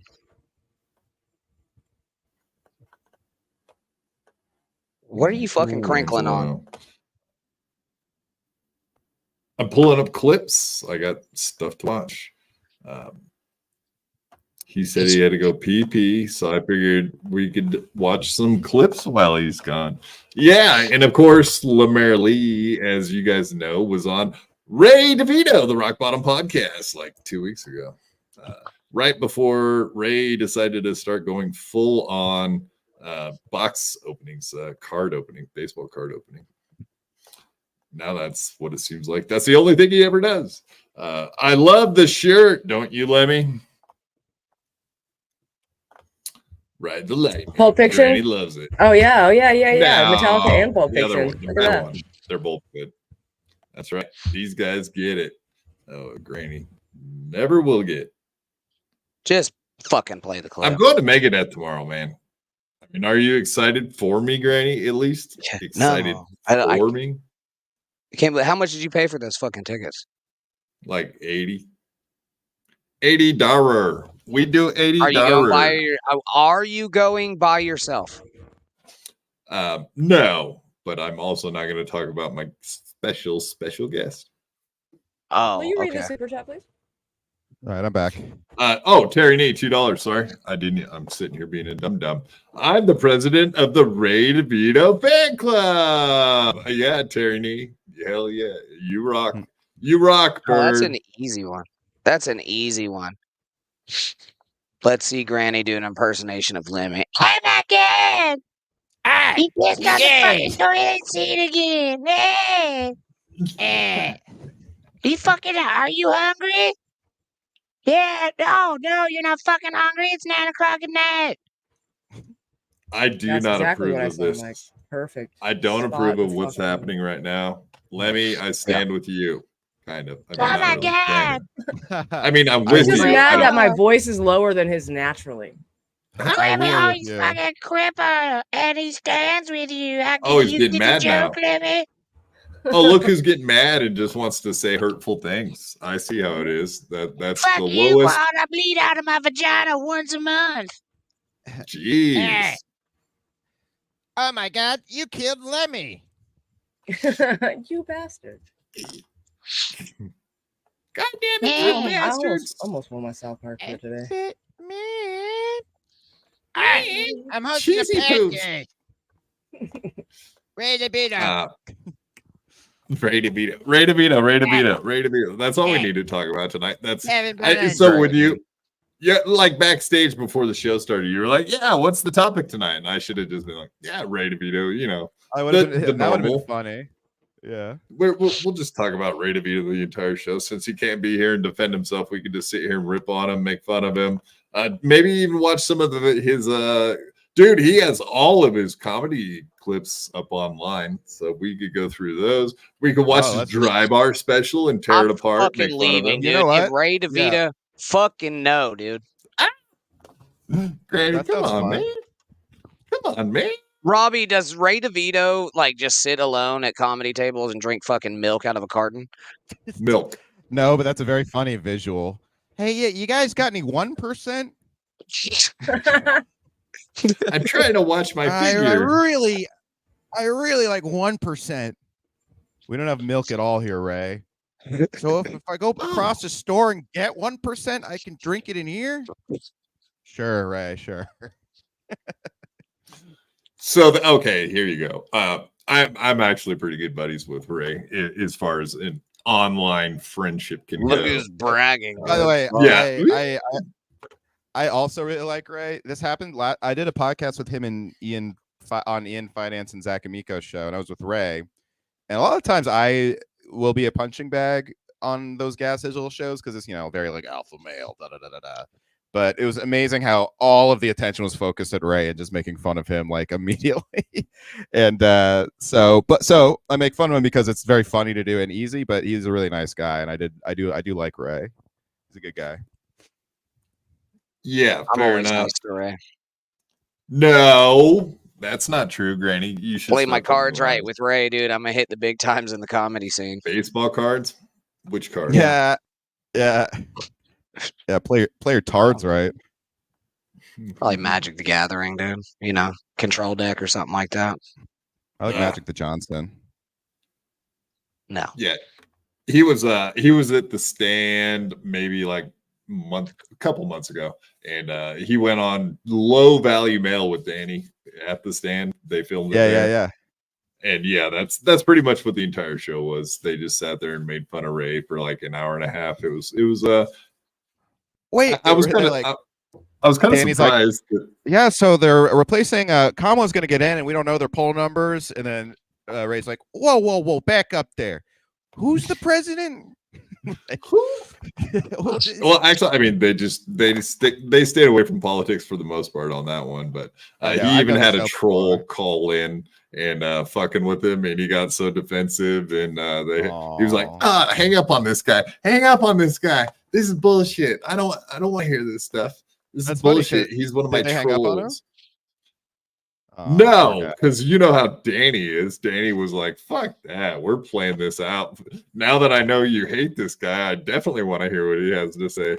Danny, he's a troll in the truest form. I love Danny. Danny's quick. He's smart. You can see he's adding stuff up. Very smart. Really I saw a Grateful Dead show with them once. I think I'm doing that show in a couple weeks, actually. The Grateful Dead? Yeah. Low Value Mail. Fuck, man. No, I wish I was saying the Grateful Dead. No, dude, you don't. No, you don't. Take that back. Yeah, you shouldn't. Then what? Why? Fish concert after that? What the I've hell? seen Fish too.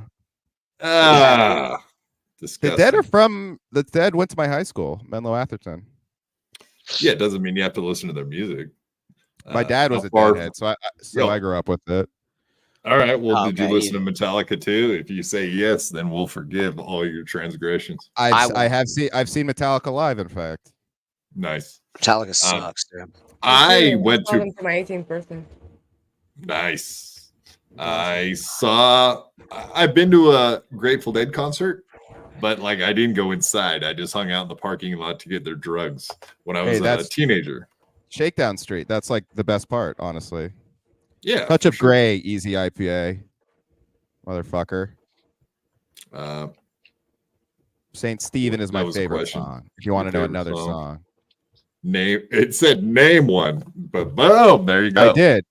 Touch of Grey. An easy IPA? You're a touch of gay for even asking me that.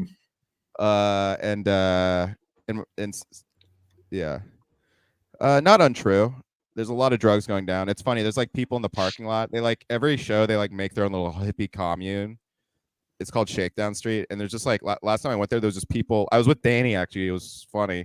There was just dudes just like huffing balloons full of nitrous. And then just like they were exploding. And I was on a little mushrooms. That was the most terrifying thing I could hear. Is just random bangs like gunshots just near me. That's exactly what we used to go for was the nitrous balloons. Absolutely. Yes, nitrous balloons and really good weed. This is like Hudson Stadium in Eugene, Oregon. Oh, that's great weed up there. All right, so you're from Portland originally? No, I'm just an Oregon boy. Rural Oregon, but whatever. I lived in Eugene for like a year and a half when I was like 14, 15. I almost went to U of O. Oh, wow. Yeah, really hard to get into. Yeah, I have family members that got in there and OSU, but yeah, man, that place is Nike money. They're killing it now, man. They used to I gotta say not be doing as well, but Portland, I haven't been in almost 10 years, but it's one of the most beautiful cities I've ever been to. I thought it was so pretty.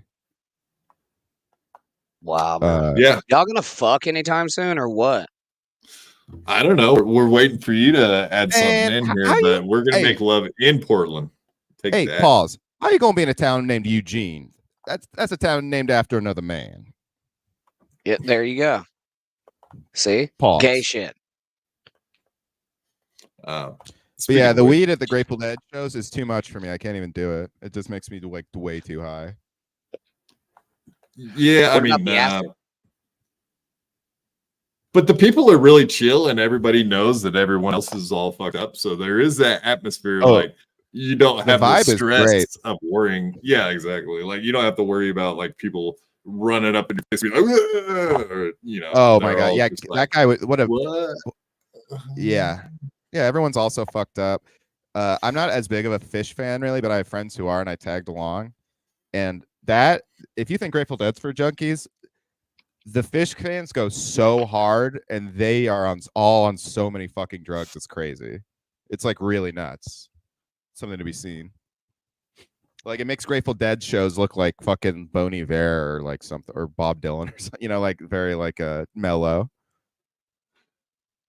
Yeah, I mean, I can't imagine like are heavy metal people, are they like meth heads? And then if you go to like I don't know, are there heroin addict like fans of some band? Does every band have that's like a good drug that question. corresponds with it? Like, you know, wine and a good wine and a meal. Like, does every Alanis band have Morissette. like a good drug that goes with it? I think Yeah, so, and that would Skinny actually Puppy's heroin, I think, right? Skinny Puppy, that's a heroin band. There you go. Now we're working. Velvet Underground was the ultimate heroin band, right? Yeah, I can see that. Yeah, I'm trying to think. Yeah, that would actually be a good project, is listing a bunch of bands and the drug that is most associated with the fan base. Give me a good crack band.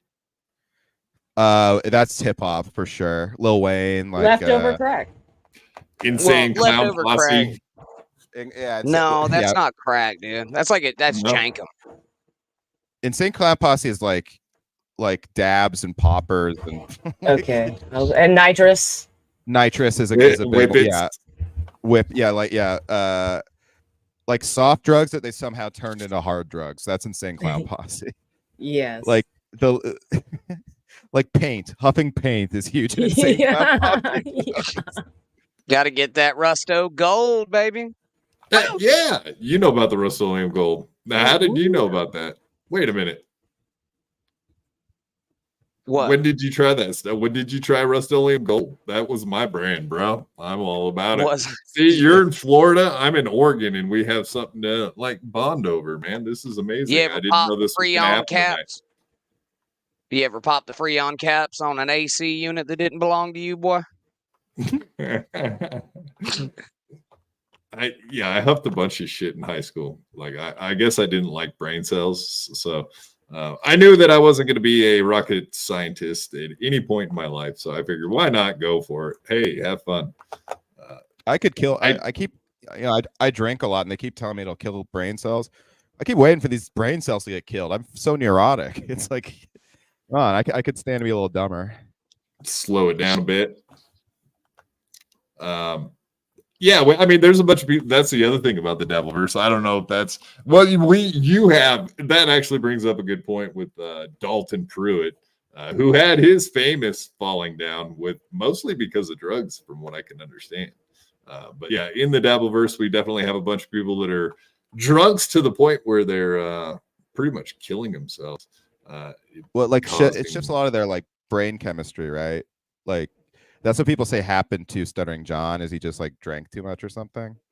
I think so. Yeah. Plus, he takes like psycho drugs. So like mix, what? Because he does seem like different than he used to. Yeah, I mean, he's been drinking hard for years, and not only that, it's the psychotic drugs. I know that you're not supposed to mix alcohol with any of those kind of drugs, so.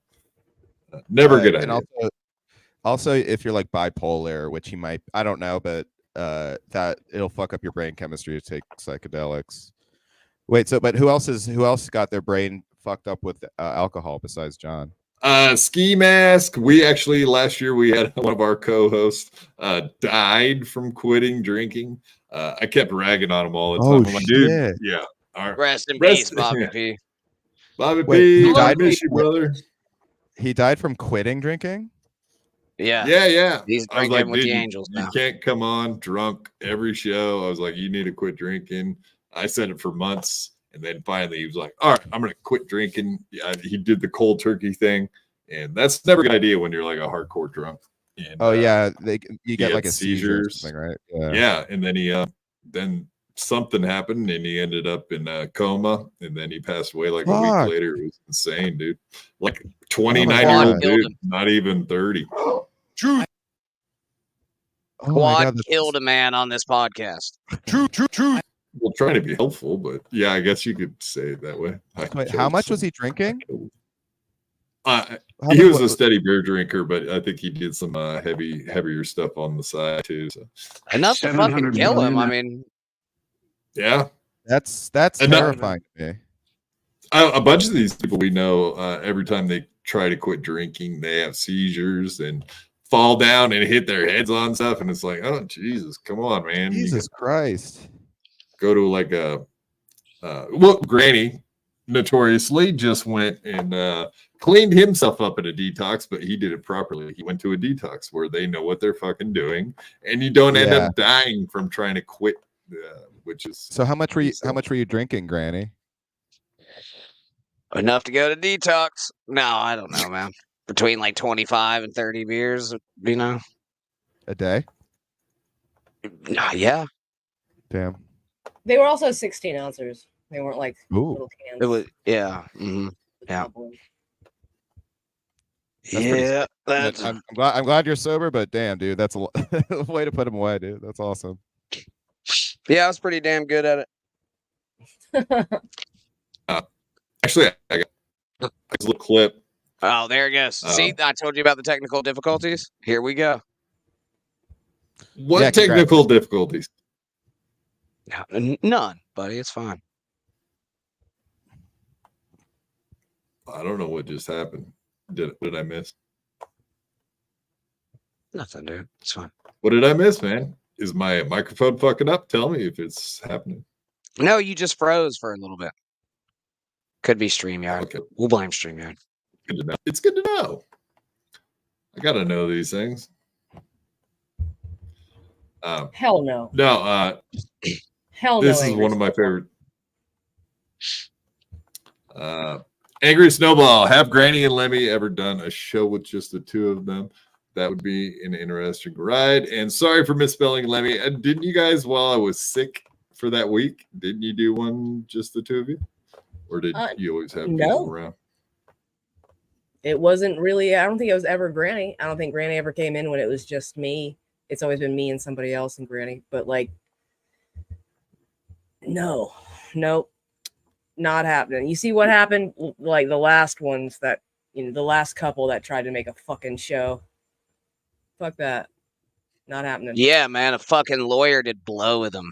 Fucked them both right in their buttholes. Stole his wife. Nick Ricada, we're looking at you, buddy. Yeah. Robbie said he knows that story somewhat. So A little bit. What's going on with him now? He's like is someone going to jail or something?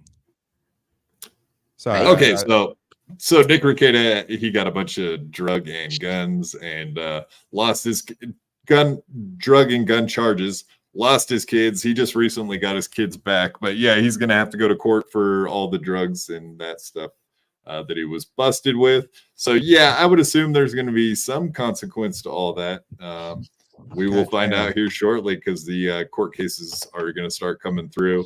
And of course, Steel Toe, Aaron, he's been talking about this stuff ad nauseum. He won't shut up about it. But Nick really hasn't been able to talk about it because it's an open court case. So I can't wait for all the court stuff to be over with so he can get out there and do some live streams and we can hear everything, all the dirt that, from their side of it. Because whatever, Aaron's been trying to run his narrative and make us think what he wants us to think. But there's going to be a time where that's counteracted by Nick Ricada. I can't wait for it. Can't wait for it. But yeah, back to, I'm sure you heard about Dalton going on MLC, right? Yeah, that's classic. Yeah, hell yes. And you've been to Skankfest, of course. I heard about this. I didn't see the episode though. Yeah, well, this is like a 5-minute clip. It's freaking amazing. Okay. Like he tells the story of how Stevie Lou, the guy that's he's a constant co-host on MLC, gave him the drugs that ended up sending him. Stevie Lou used to be a co-host on this show, as a matter of fact. Oh, really? But we had a falling out at this point. But Why? yeah, What'd Dalton. He just whatever. He said personal information on a podcast I wasn't cool with, so I pretty much cut relations with that guy. I'm done. Yeah, Sorry Squish's podcast is just me asking things everyone already knows. Yeah, it's fine. Whatever. We're getting to know each other, like you said. Fill it out. Yeah. And that is one of the main reasons I had Dalton on my show, because I really wanted to break down his entire story and make Stevie Lou look bad, because I'm a piece of shit, like I said before. That's what I do. Mess with people. Thank you for the information, Chads. Cleveland. KB, this is all very BYB. I tell you, he sucks. But you'll make what is BYB? You don't even want to know. Okay. You don't even want to know. I forgot that the clip started off with that. That's hilarious. You don't even want to know what BYB is, Robbie. You don't even want to know. Just ask Kevin Brennan. Nah, those BYB guys, they suck. Fuck those guys. He's not a fan of me. Not I don't go rooting around where I shan't root. Shan't. What? I don't know. I don't. Saying, yeah, it's an inside joke. You didn't get the last part? It feels like this entire show is inside jokes. I don't like most of what you said this show is just referencing things and people that I don't know about. Yeah, that's why when you kept saying send me the link, I'm like, okay, well, you're not gonna KB is all very BYB. I'll tell you he sucks, but you'll make him on. He's referring to Stevie Lou. Oh, okay. I mean, Steve. I know Stevie personally. I like Stevie. He's always been nice. I didn't know me. Stevie. Yeah, so like you go to Skankfest, you do a bunch of acid and shrooms, and do you party hard like everybody else does, or do you keep it pretty chill for yourself? I party hard, but I'm more of a drinker than anything. I don't like I try to avoid like other shit. Yeah, pills and everything else everybody's passing around. I know. Yeah. Whatever. You know the lore. Obviously, like Aries should be all these people like dosing people unknowingly. Oh yeah, hilarious. Yeah, no, it's a big party for sure. I mean, it is hilarious to dose someone, but it's also very fucked up to dose. Oh yeah, Ari is a literal criminal. Yeah. Like, he's literally on the record doing crimes. Yeah. The Burt Kreischer one, by far the funniest, obviously. Mm-hmm. He'll never forgive that shit for getting him all high and then have to go hang out with his family. That's one of my favorites. For sure. I can't imagine being on acid and having to hang out with your kids. That's probably a new one. Yeah. I don't and he's like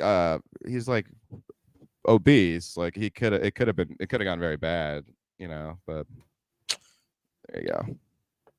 Fat. Okay, so Stevie Lou is going to talk about the Stevie Lou. Do you know Stevie Lou? I know Stevie of Lou. him. Okay. I'm friendly with Ryan Rivera, the guy who. Yeah, Ryan Katsu Rivera, dude. See, we got this after the clip. We're gonna have. We'll talk about this stuff, but yeah, dude. There's another impressionist. I figured you might know who he was. Yeah, we actually was gonna ask you all about that. Maybe I like Ryan. We're like friendly. We did like a movie together, yeah, and we would do like impressions at each other, and it's really nice guy. Really nice. Yeah, guy. Dude, he's super above board Catholic family guy at this point. I hang out in Discord and BS with him all the time.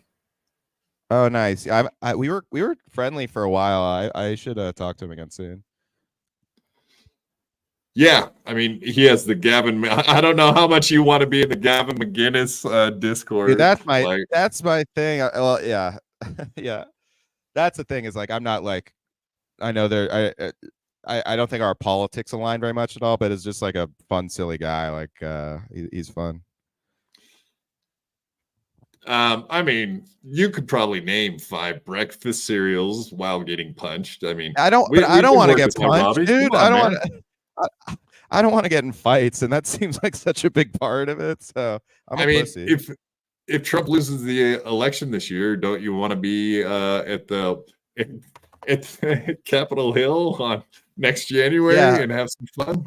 Yeah, you're right. I should storm the Capitol this time. This time. Yeah, we got our next opportunity. I mean, Trump might not win. We'll definitely say it was stolen. I know I'm going to. Yeah. That's my plan. What if it was stolen again? What if he wins and I storm the Capitol for Kamala? That'd be funny. No one would know what to do. No. You would be the only one there. That is one part of the issue, I think. I want to be the guy who's like so pissed off that Biden's not running. Like I'm going to write him in as a protest and stuff. Like, because I feel like Biden doesn't have any like hardcore fans. So it would be funny to me to be one of them. If Biden won the next presidential election by write-in, do you think he would even know? Yeah. No, he'd be like, "What the hell? Who? Where's the what? Wait, you can write? How do you write? What's going on? It's not a joke. It's not a joke. Oh, hey, let me sniff your hair. Oh, hey, little girl. Oh.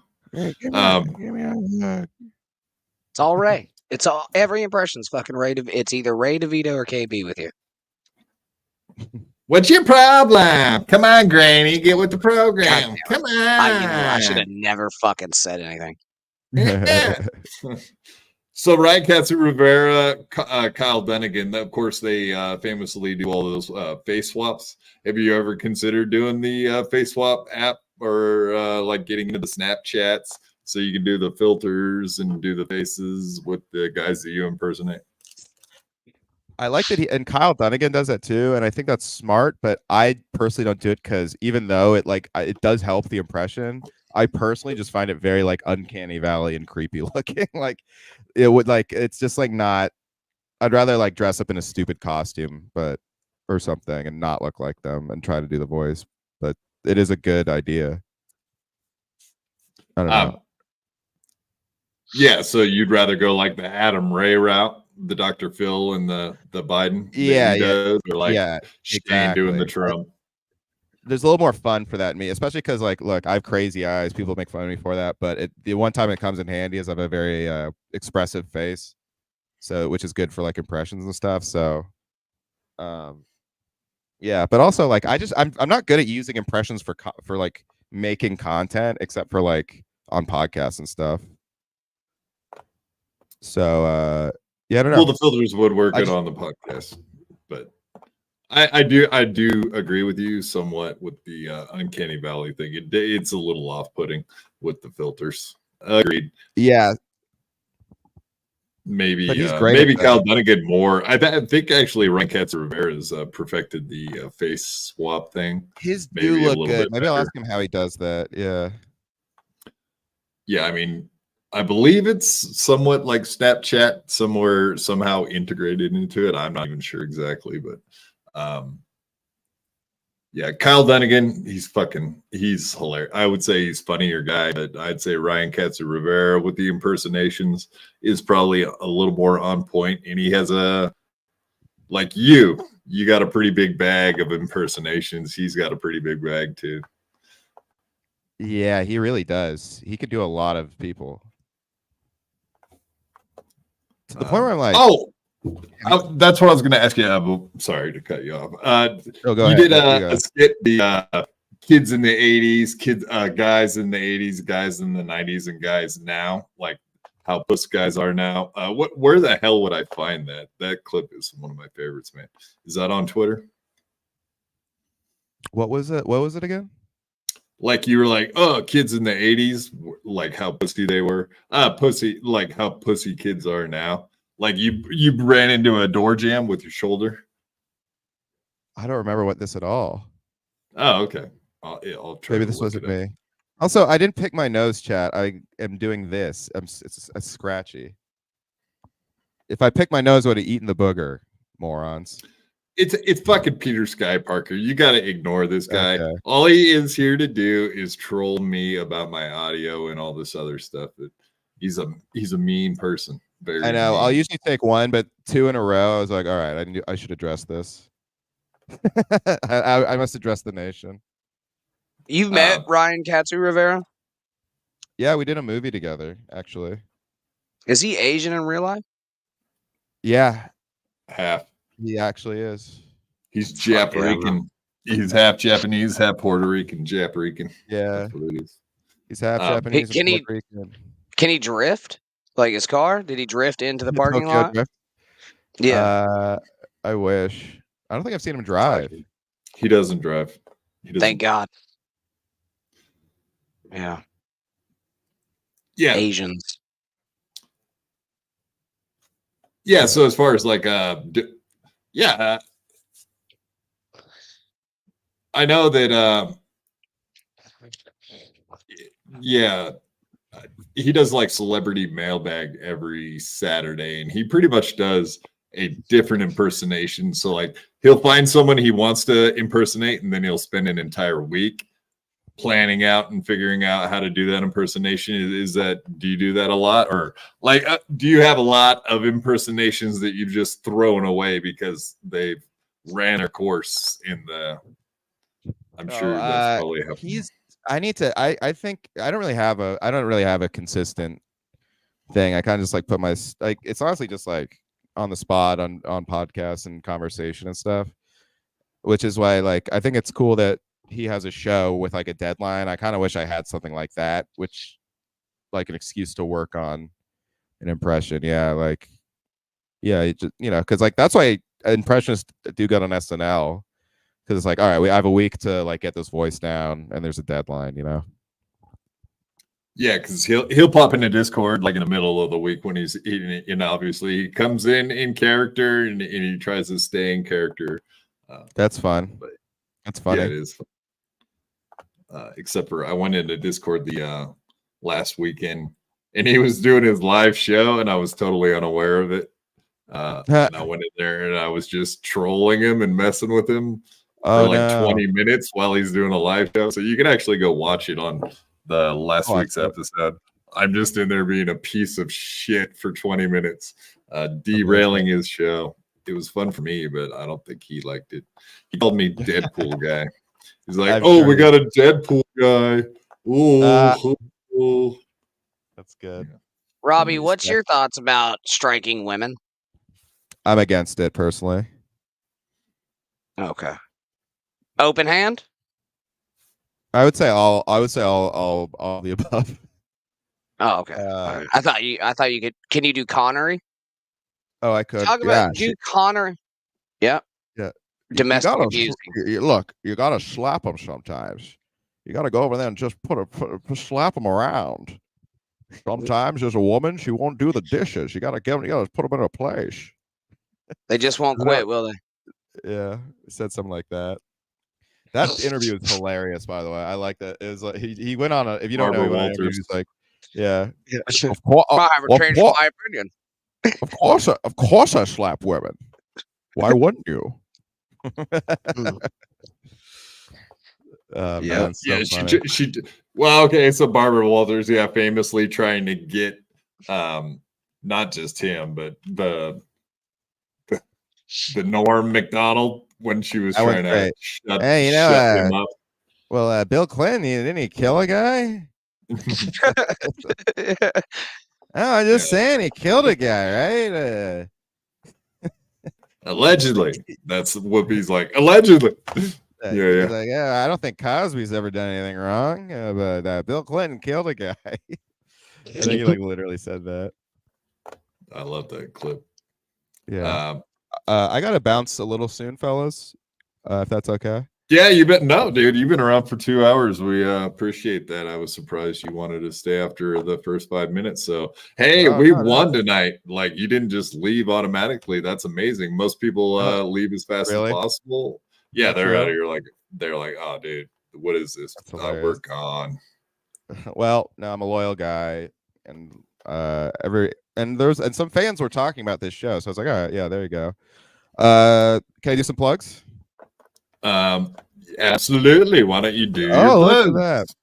All right. Also, if anyone is in Connecticut, please come out to Comics Mohegan Sun on the 25th. It's like a competition, so I'll need your vote. But it'll be fun. It's a great club, and yeah, I got other stuff going on. So follow me on all that stuff. I'm always posting dates and up and down the north east. Sometimes I go back to California Bay Area too. So yeah, so, do you yeah. do like San Francisco when you're out this way, or what? Yeah, what I like else? to do the you make punch. it up to Sac or Portland?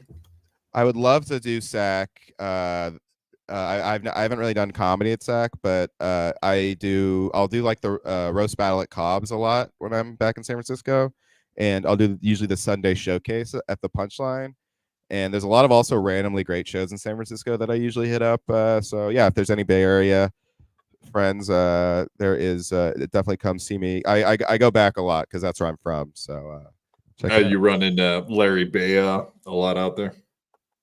Name sounds familiar, but he's also back and forth New York, San Francisco guy. Same thing. He's been out in San Francisco for quite a bit now, but he used to be. Do you know any of the? Oh, that's how I know his name. Do you know any Sacramento comics? Because I know a couple. Not necessarily. No, I do not know one. I know like Dan Soder. He's from like Northern California area. That's where he grew up. That's why he's a 49er fan too. Yeah, he's one of our somewhat. But he's a Nuggets guy. Very, very strange combo, but I get it. All right. Well, thank you guys very much. This was fun. Yeah, I Bang, appreciate bang, you bang. popping on, man. Hope to see you around. See you guys. Yeah, thanks for having a good one. Yeah, you started talking Granny and he left. I'm totally blaming you for his quick exit. Jesus, Granny, you just can't take you anywhere. Maybe he's been charged with domestic abuse before and he got uncomfortable. Domestic abuse. Oh yeah, I mean that is something to consider. Let's kick this guy. Kick. Here, we'll help him out. Or something. He's having a hard time leaving. No, he's not the head button guy. We know who the head button guy is. Come on, man.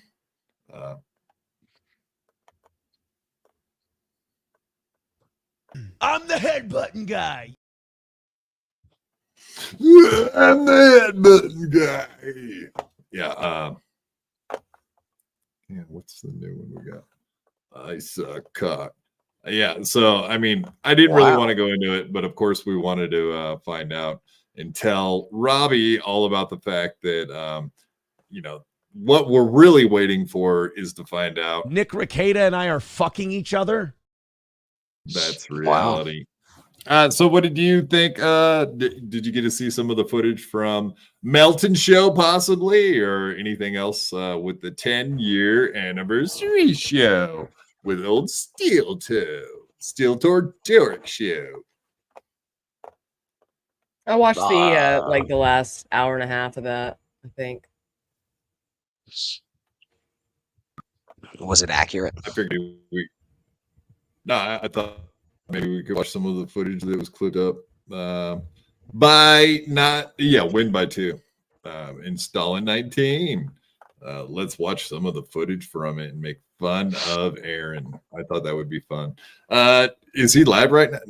What is today? Monday? Monday, yeah. Is he live right now? You got any phone call ideas there, feller? I don't know if he's live. Let's see if he's live. He's not on. He is. Yeah, he is. Oh shit! Do you think it's today's the day to give old Aaron a phone call? Here, let me pull that shit up. You feel it? I don't know. The only thing I can really come up with is to call him and blame Corn Diff for being the mole because he doesn't know what he looks like. Sounds like a funny premise. I don't think we would lose by calling Melton's mole. I don't know. I don't feel like talking to Aaron, dude. I'm very tired. My knee hurts really bad. Oh, I don't know. The phone is gonna hurt your knee. Seriously? Patrick Melton is going to get in trouble with the IRS, says Chris Benoit. I hope Red Bar works with the IRS. I don't like that gay ops shit. Like, I just like to prefer to keep things online, but to each their own. Yeah. Sir. And also, as far as the IRS shit goes, a lot of these YouTubers who get money for the first time, they do get in trouble with the IRS. And the reason they do see, is actually because they don't understand. If you start a corporation and you get paid out that way, it's much better tax wise, and then you can pay yourself from your corporation. Probably not happening tonight, a lot of people bud. just take the money. All And they right. don't realize YouTube has Fancy you shirt got to pay 1090. Well, I'm not going to sit here and listen to that conversation he's having if that's the case, because I don't care if new YouTubers don't know how to figure out how to IRS. If they don't know how to IRS by the time they're fucking famous, then that's their own damn fault. And I don't give a fuck. But yeah, okay. So back to us watching clips of his horrible anniversary. It looked like all the entire thing today. They aren't going to watch any of that, but we can definitely watch some of the clips. Clippers, solid 19, making good clips. I think it was total dog shit. I would be pissed if I went to that for a 10-year anniversary show. But oh, you guys know Cheese. Did you guys hear this Cheese's name like multiple times? It sounded like he was about to get grounded. They were like, Cheese, shut up. Lemmy heard it. She knows what I'm talking about. I was proud of Cheese for that shit, man. I was like, all right, he's being disruptive and annoying. Perfect. Also, what he does in Discords, in voice chats, can be that guy. So I'm glad it carried over to Stonies. That's funny shit. All right, let's check this shit here at yesterday's big 10th anniversary event, courtesy of Victoria. Let's watch. So look, this is from Victoria. Wow, I had no idea. Victoria lives up there, huh? Do you guys know her? Victoria said she didn't go, but she had a mole on the inside. A mole. Good job, Victoria. Wow, some guy so into her that she could convince him to go do stuff for her. I wonder what he wants, right, Victoria? He's gonna want a payday, baby. He's gonna want some of that sliz. He's gonna want a slice. All right, okay. First things first, he's drunk. He's in the cups, smoking one of the cigar that was on that dashboard that we just watched. And he's in the cups. He's feeling himself. He's singing, trying to be the life of the party. Let's watch how this unfolds.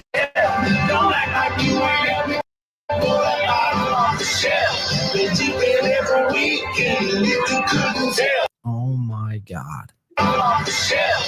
He's doing that neck thing. What's the gay thing? Swiveling his hips like a homosexual? Yeah, swiveling hips and doing the chicken more like that. Yeah. I don't know. I don't like it. I don't know, man. He got turned out this year. Like, what'd you expect?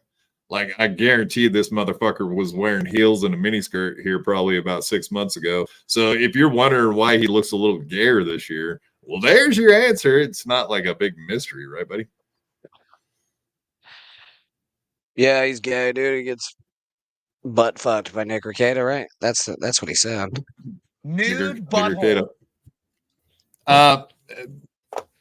Granny, now you used to be a punk rocker. Now I just can only assume that you probably wore high heels, possibly mini skirts in the past, maybe a tube top. I don't know. Why don't you tell me? Sure didn't. I can only that should be a speculate, fucking brother. tube top that you're wearing.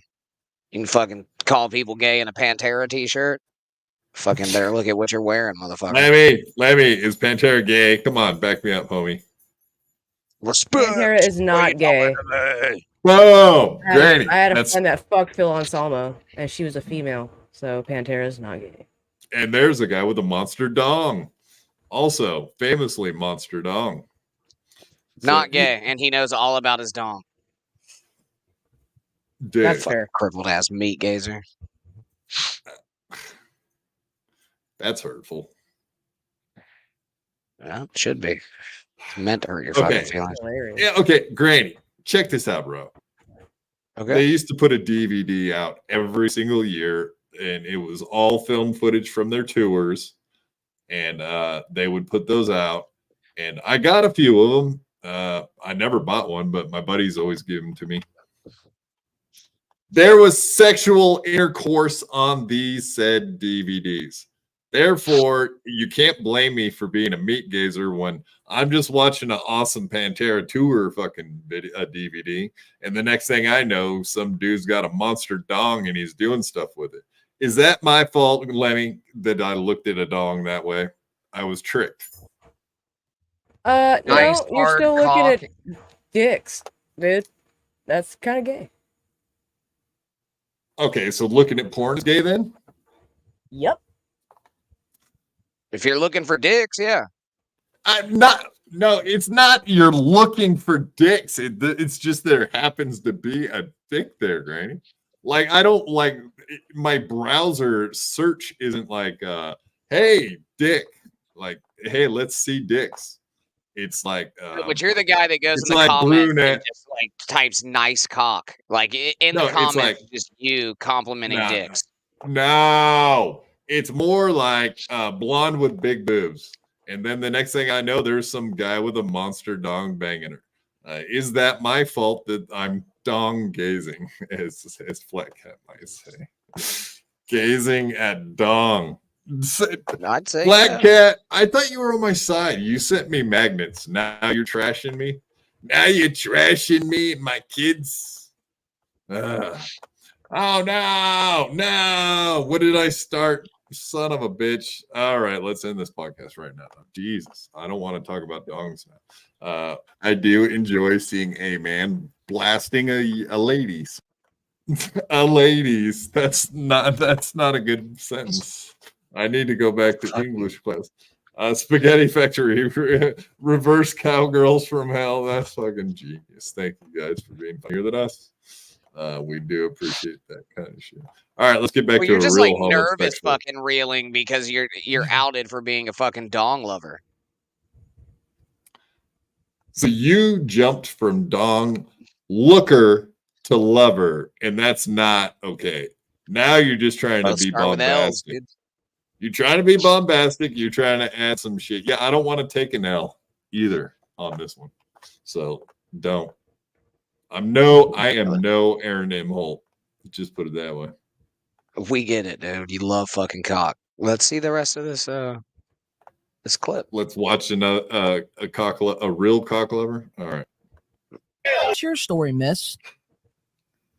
See, this is the problem. Like, you know, Aaron doesn't rent out the entire venue. Like, stragglers and members of the public could venture in. Like, then you got this. Yeah, you guys were there last year. That's how it was, right? Like, there was already people in the restaurant doing stuff, or vice versa. Like, did they just show up? You didn't have to necessarily have a ticket. Were they checking tickets? Did no one ever check I believe your at one ticket? point and this isn't even a joke. I believe at one point a bus full of like gay dudes showed up, didn't they? Yep. Yeah, And that's they were like I'm welcome in? being for real. Yeah, they came fucking prancing in there. Sure fuck did. Aaron gave one of them $20. For what? What did the Fuck guy if do? I know, for him? man. Well, you think I'm the guy who goes to the fucking bathroom and looks at dongs? No, we already got one of those on the fucking panel. It's you, dude. Oh, son of a! Stop it. So what you're saying is you have no idea why all you did was see Aaron M. Holt hand a homosexual $20. Nope, can't call it. What do you mean? You saw the $20 handed over, right? Yeah. Well, then yes, you can call it. You can say yes, he handed him $20, but you have no idea what. Yeah, but I happened. don't know what it was No. for. I don't know what it was for, dude. Well, we can all just assume we know what that was for. A beach. Guy back here, what's his story? The underlining theme and my point for the last 2 years is he puts no effort into anything and then expects everyone to prop him up and pay his bills. All right, let's watch the rest of the video. This is just insane. Thank you, Victoria. All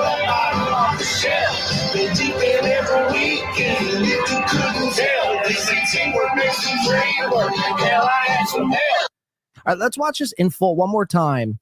Don't act like you ain't ever pulled out off the shelf. Been deep in every weekend. If you couldn't tell, they say teamwork makes the dream work. Hell, I had some help. Derek, you know what the cripple God. wiggle is? That's what I call like. That's what Watch you this. look I'm like when you get nervous I'm in so your chair. excited. Let's watch. It's the same exact fucking thing. What are we talking about now? When you get nervous in your chair, you do what Aaron just did right there, the cripple wiggle. Yeah, so you've said. I've heard that. I didn't know I did that. No, more about this. Do you have any comment on the video we just watched? Yeah, it was great. What? I mean, you're like really good friends with Aaron, and I just figured you might have something to say about his singing country songs karaoke style. I know I'm you've gonna have got to bring this up to you one more time, I guess. Haven't been able to hear music or anything on this when you show videos for about a year now. You didn't have to hear the music. All you had to do was watch that gay guy dancing around like a silly little faggot. Yeah, there you go. Soren Ringholm's here. Also, saw you last night in the chat over there at Dalton's Corn-Fed Bible. Yeah, shout out Soren. Yeah, I mean, it's very disturbing to watch anything that Aaron does because everything he does, he makes it gayer than it should be. And that's just the fact. That's why we can all speculate that there was a lot of gay stuff happening in that house. Not just because of that, but also because Nick Rekieta has a very lesbian voice. Lesbianic, I believe I heard that term. Lesbianic. Why is he in a Templar fucking outfit? Because I mean, he does hilarious stuff when he becomes a Templar from the Crusades. I mean, isn't that a hilarious gag? I mean, have you not seen Monty Python Search for the Holy Grail?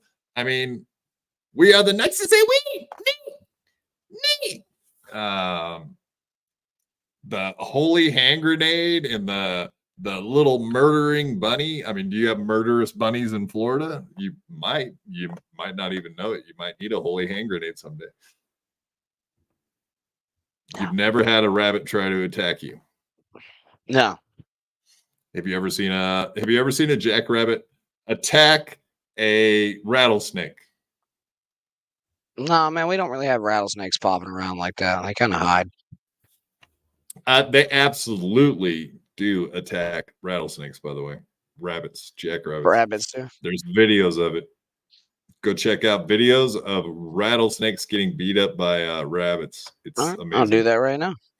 It is amazing footage, and there's tons of those videos. But yeah, once you find out that rabbits kill or attack snakes, then whatever, your world is opened up for everything after that, as far as I'm concerned. I like Fred Crusader. Fred the Crusader. Fun little It's thing, Fred.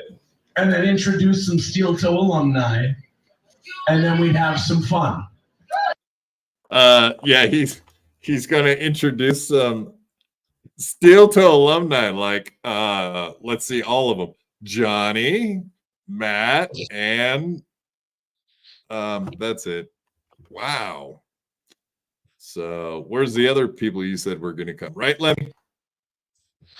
Yep. I'm pretty sure like what 90% of the people he said was going to be there didn't show up. That's a fact, Jack. Yes, indeed.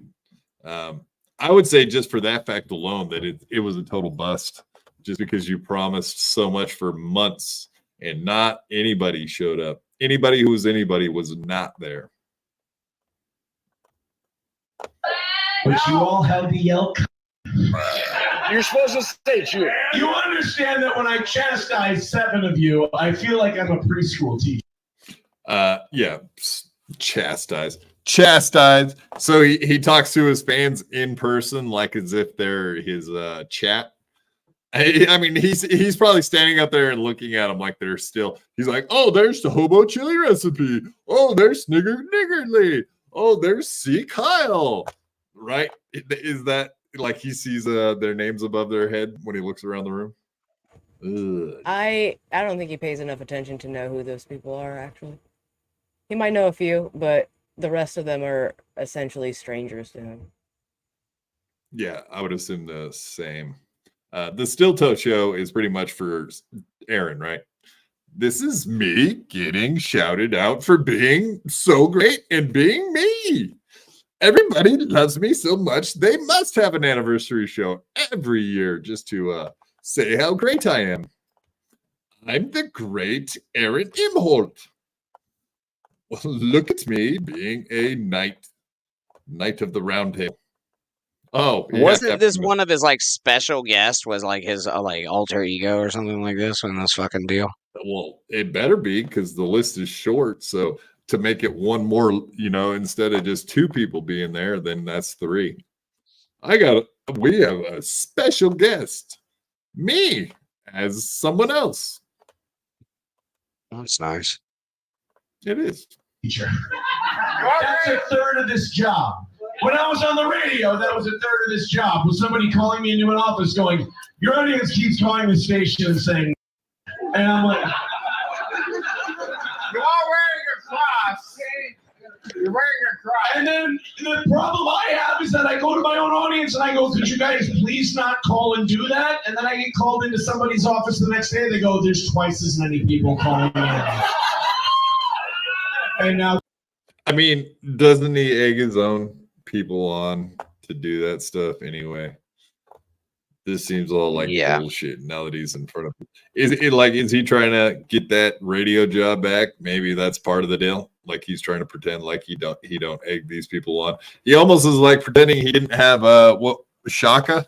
It's almost like he wants to erase that fact from history, I would assume. Yeah, probably, man. It's not gonna look good on a resume, is it? Yeah, I don't think it will. Okay, I'm just gonna back it up. One smudge just to point out. Do you notice when people that wear glasses all day, every day, take off their glasses? Hey, my glasses. Do you ever notice they still have that like weird nerdy look even without the glasses? Sorry, Lemmy, I don't know if you have it, but I'm calling out Aaron for having it. We're going to make you take the glasses off after the show, backstage, where no one can see and make fun of you, because we want to protect you from that kind of insulting. But Aaron, he can go fuck himself. He kind of looks like Earthworm Jim there, like with the outfit and everything. Is that what Earthworm Jim sounds like?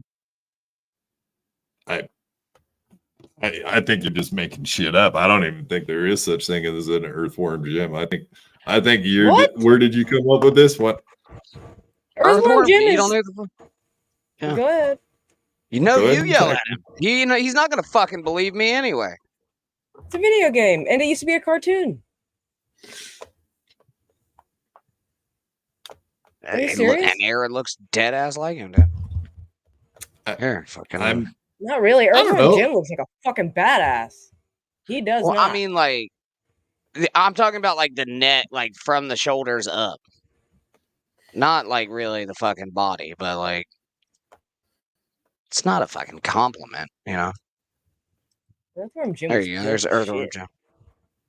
Earth, Wind, and Fire Jim? I never heard. No. I mean, is that one of the singers in the band? What did he like? What instrument did he play? I don't know. You're fucking botting out though. Let's see. Earth, Wind, and Fire Jim. No, Earthworm Jim killed fucking aliens and shit, dude. I mean, but did they kill rattlesnakes? Like, no, dude. What is with you and killing rattlesnakes? I'm not killing rattlesnakes. Rabbits are though. That's cooler.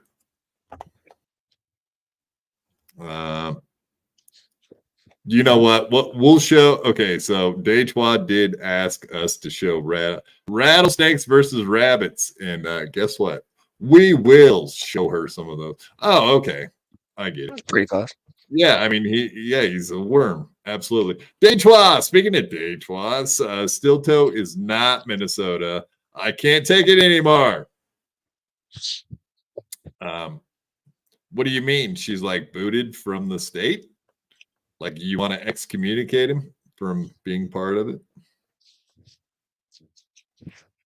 You're gonna have to send in a bunch more super chats explaining this super chat. That's just how it works. Sorry. I don't know what else to say. Yeah, Minnesota, eh? Yeah. Go Bears, eh? It's not Chicago. Son of a bitch. That was full circle. I'll give you credit on the full circle thing. Yeah. But son of a bitch. No, you know better. That was a perfect. I think they're like they're goofed out, dude. They're goofed out in Minnesota. It's all fucking goofs with them, bro. Yeah. The gophers. Yeah, I call my own audience and I go, could you guys all about hockey call up and do there. that? And then I get called into somebody's office the next day. They go, there's twice as many people calling in. And now they're saying the N-word again. And then you fucking assholes, they go and they're saying that you told them to do it. Very edgy. Here's the history of Steel Toe. Matt's in this apparently. Let's watch. Is there drugs in it? The world doesn't revolve around you. Johnny needs his bag too. I'm trying to lecture them about their racial intolerance. It's not going to do any good. And me as a fanboy who ended up on the show leading them. They're clapping. They're clapping. You, you. Yay. It's going to help. Has it helped lecturing me? Has anything ever sunk in lecturing me? Before you continue, I just. Oh, this is just bad.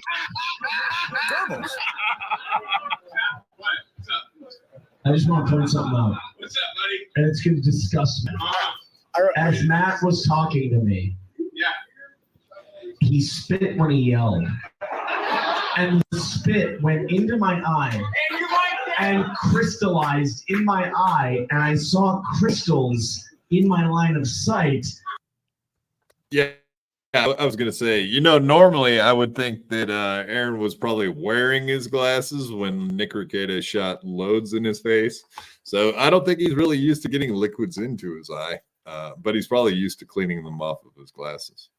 My glasses.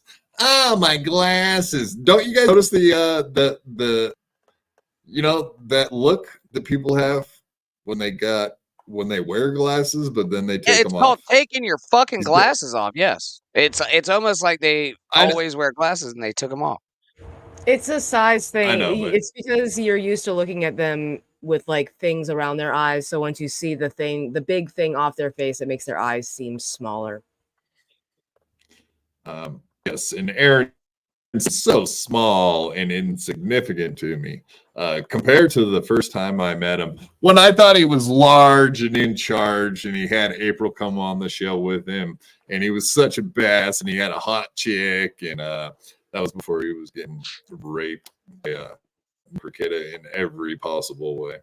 But okay, you people want it, you're gonna get it. You're gonna get rabbits versus Dejwa. This is for you. For your $10, you're gonna get rabbits versus snakes. That's what's happening now.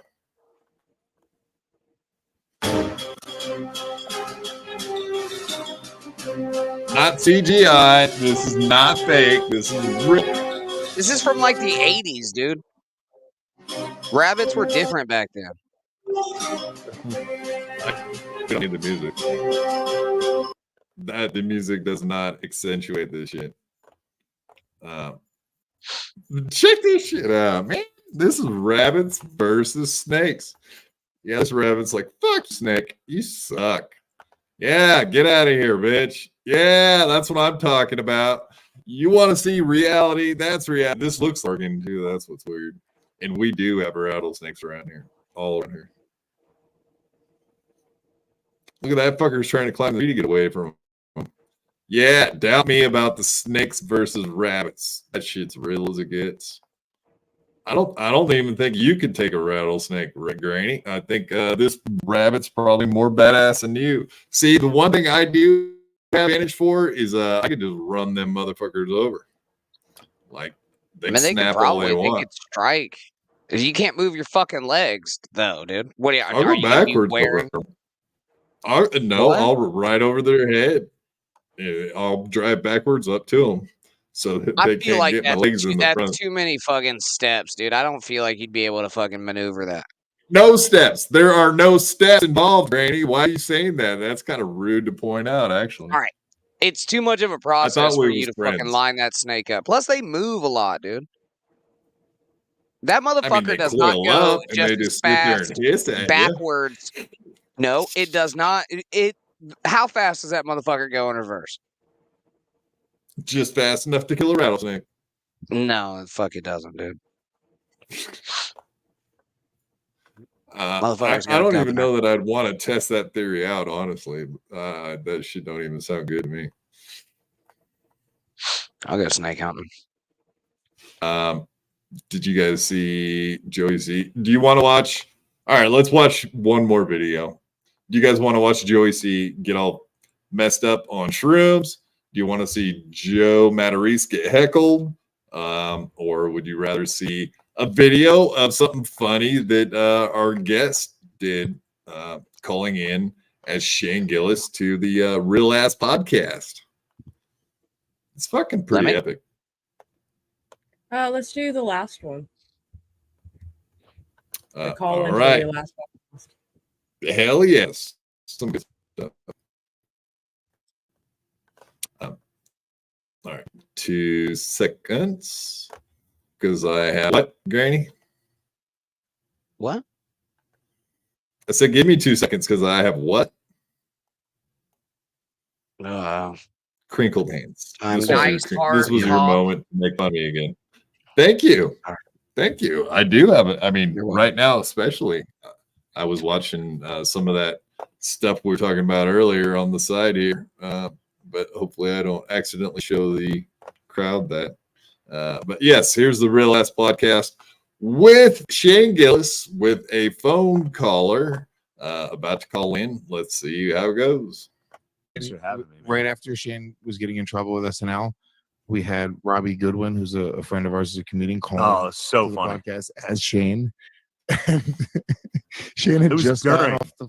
It was during the whole thing, and Shane had just gotten on the phone with his agent, and he's like, "So, dude, don't run any podcasts right now. Just sort of like lay low. It'll be fine. Everything's good." And Robbie Goodwin call in, and Robbie Goodwin did such a good Shane that your agent actually thought it was you. My agent called me and was like, "Hey, what are you doing?" And I was like, "Nothing." And they were like, "You said that all your agents were dumb Jews and you called a bunch of people gay." And I was like, "That wasn't me." And for real, my agent was like, "I mean, it's exactly what you would say." Like, yeah, I got a fucking bunch of Jews, a bunch of dumb Jews working on it. It's so fucking funny that your agent thought it was you. He was like, "Dude, we just talked. What the fuck was? What are you doing?" Calling in right now. Now's the time, right? Just trying to get it working now. Okay, hold on. Let's see. Yeah, Terrell. I'm a huge fan of Colin Terrell. Do you know Husey does not like Colin Terrell? That annoys the shit out of me that a fellow Irishman wouldn't love a fellow Irishman. Can we I'm just transferring Shane through. Give me Oh, you're transferring Shane through. All right, great, thanks. This is a big deal. This is a huge fucking announcement we're having Major right now announcement on the Real Ass Podcast. We People never have been speculating. Wow. Yeah. Shane, are you there? What's up, Lewis? You fucking gay retard. What's up, Shane? What's going on, dude? What are you doing? Hey, dude. What are you Dude, doing? Fucking chilling, dude. I'm fucking poolside, dude. Just talking to my agent. Oh, Fucking yeah. shit's happening, dude. I know. I'm excited, dude. were telling me you're fucking crushing it, and we've been talking about doing a podcast together for a while, and we were trying to come to terms with this deal, and I'll pull the curtain aside a little bit for everyone listening. We tried to make Matt and Shane's Secret Podcast work here on the Gas Digital Network. We tried and tried, and we tried to come up with every deal possible, and unfortunately we couldn't make that deal work. What happened with McCusker? What happened with Matt? Dude, he just wants to be a fucking retard at home, fucking hang out with high school people, fucking jerking off, open mics, that shit. I'm out here hanging out with Chappelle, with Birdman, fucking Ice Cube, dude. I've got Jewish agents. I'm in with the Jays, dude. Me and the Jays are hanging out. He sounds like Stevie Lou. I'm going to fucking Hanukkah parties, man. I'm going to Hanukkah. No, come on, Stevie Lou. What you think? Do you see a similarity in Shane Gillis and Stevie Lou's voice? Because no. So you're saying it's a But bad? he sounds more like impersonation. no. I'm just saying he sounds more like Stevie Lou than he does Shane Gillis. How about Shane Gillis on the phone? I've never heard Shane Gillis on the phone. See, Lemmy, have an open mind for great impersonations. I'm thinking, oh God, now you've fucking done it. Now you've made everybody turn. You did this, Lemmy. This is your doing. You're to blame. I'm not okay with it. I think that Robbie Goodwin sounds exactly like Shane Gillis, and anyone that says otherwise is just flat wrong. Period. End of story. Objectively, you're wrong. Disappointed in you right now, honestly. Disappointed in my Wi-Fi. Disappointed in Peter Sky Parker. Disappointed in Granny. Networking. Let me fucking name drop with you. Have you heard of Woody Allen? He wants me in his next fucking movie, dude. Shane, are you in LA right now? Yeah, dude, fucking bi-coastal, dude. Fucking eating kale, fucking jumping jacks. I'm gonna be cut by next summer, dude. In Pain and Gain Part 2. I love it, dude. So, all right, so Shane, so Matt didn't want to do the podcast, so everyone's speculating. Over, dude. Online. I've severed ties. You've severed ties with Matt. Last time you were on, you said God, country, Matt, and now you've severed ties. Yeah, dude, fucking country's next. I'm coming for God's ass. And well, here's the thing: we could make it work with Matt, and we wish Matt McCusker the best of luck. I truly hope that. I don't, dude. Fuck that guy. Fuck him, dude. I have fucking overdoses on ayahuasca or whatever fucking gay shit he's doing.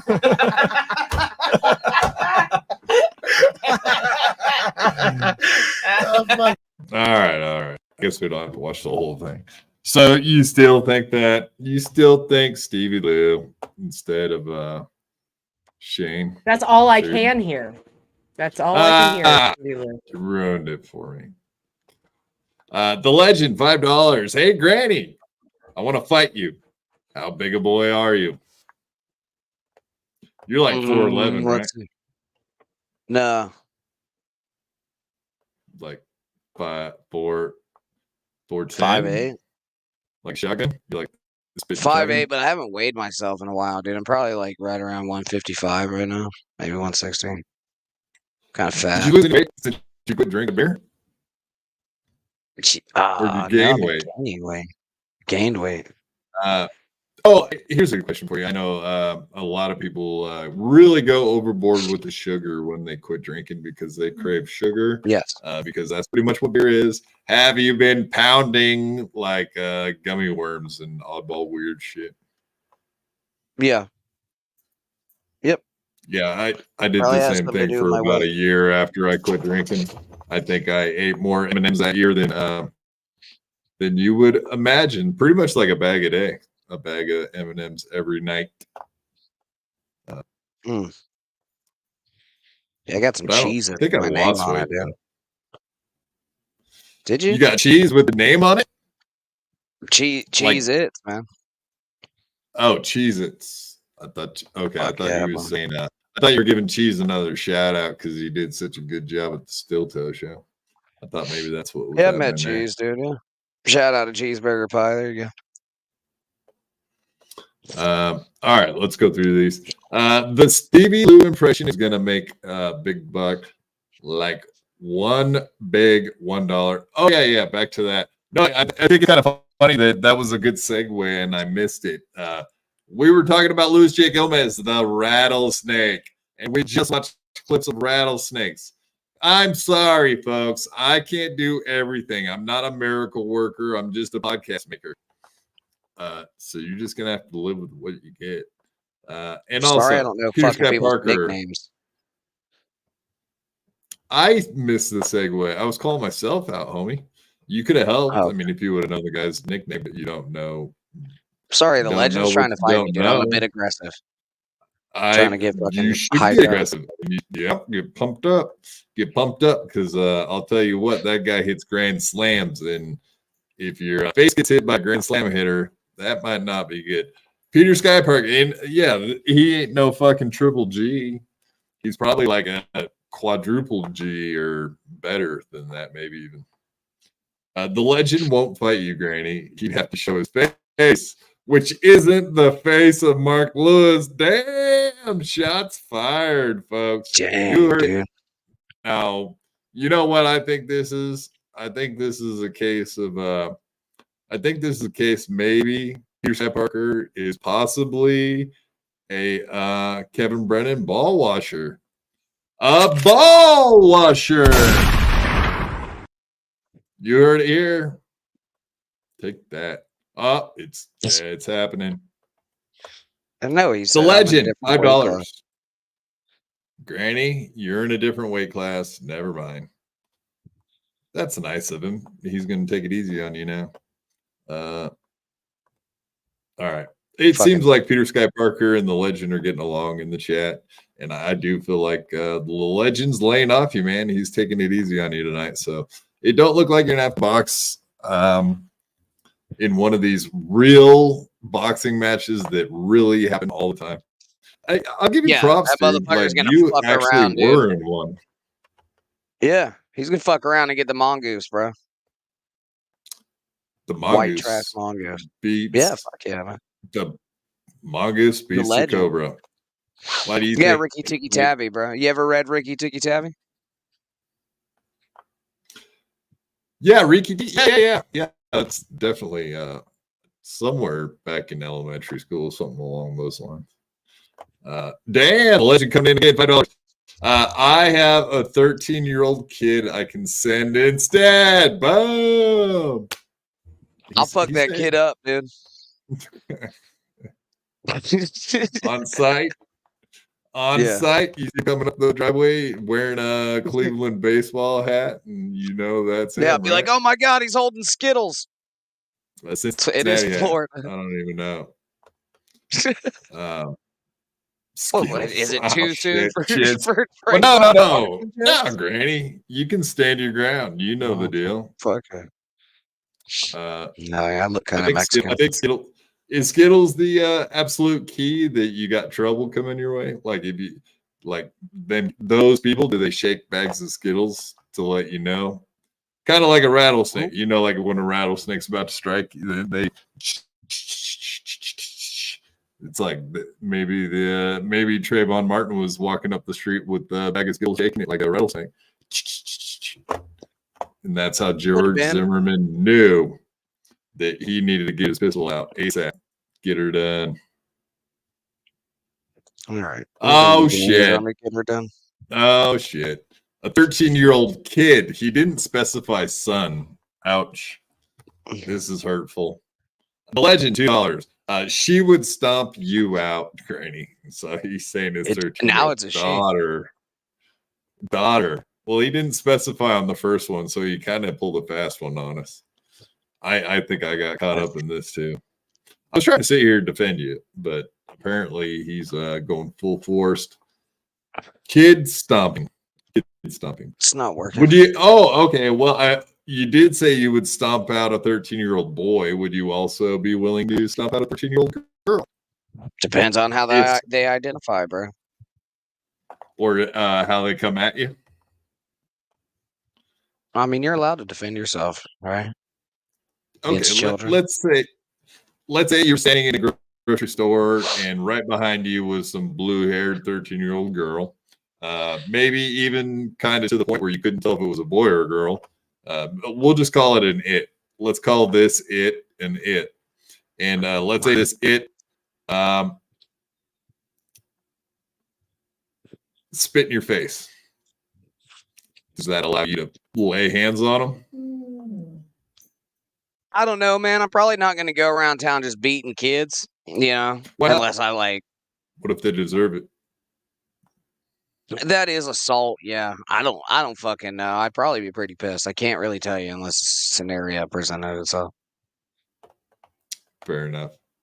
All right. Well, let's go ahead and end it there on Granny's very aggressive with children violent streak that has now been exposed, much like Aaron Imholt's domestic violence charges were exposed very recently. Very similar stuff. Very similar. Lemmy, do you have a wonderful morning show that you do by chance? I do. I have a superior morning show is what I call it. I'm on Rumble and Twitch. And on Wednesday at 11 Eastern, I'm going to be on with the lovely ladies of the Pretty Antisocial podcast. So if you want to go follow them or subscribe to their YouTube channel, I'll be over there soon. So that'll be super duper fun. And here's my link tree. I'll put my link tree in the chat, and you can just go fucking look at it. And if choose whatever, I don't care, or not, just totally ignore me. That's another option. Never. No. It's against the rules of the BYB podcast to ignore Lemmy at any time, especially in the morning when she's doing her other show. Go over there and support her. The legend, $5. Granny, can I borrow you to clean my guns? Those pipe cleaners you call arms would work swell. Let me know. There's clear.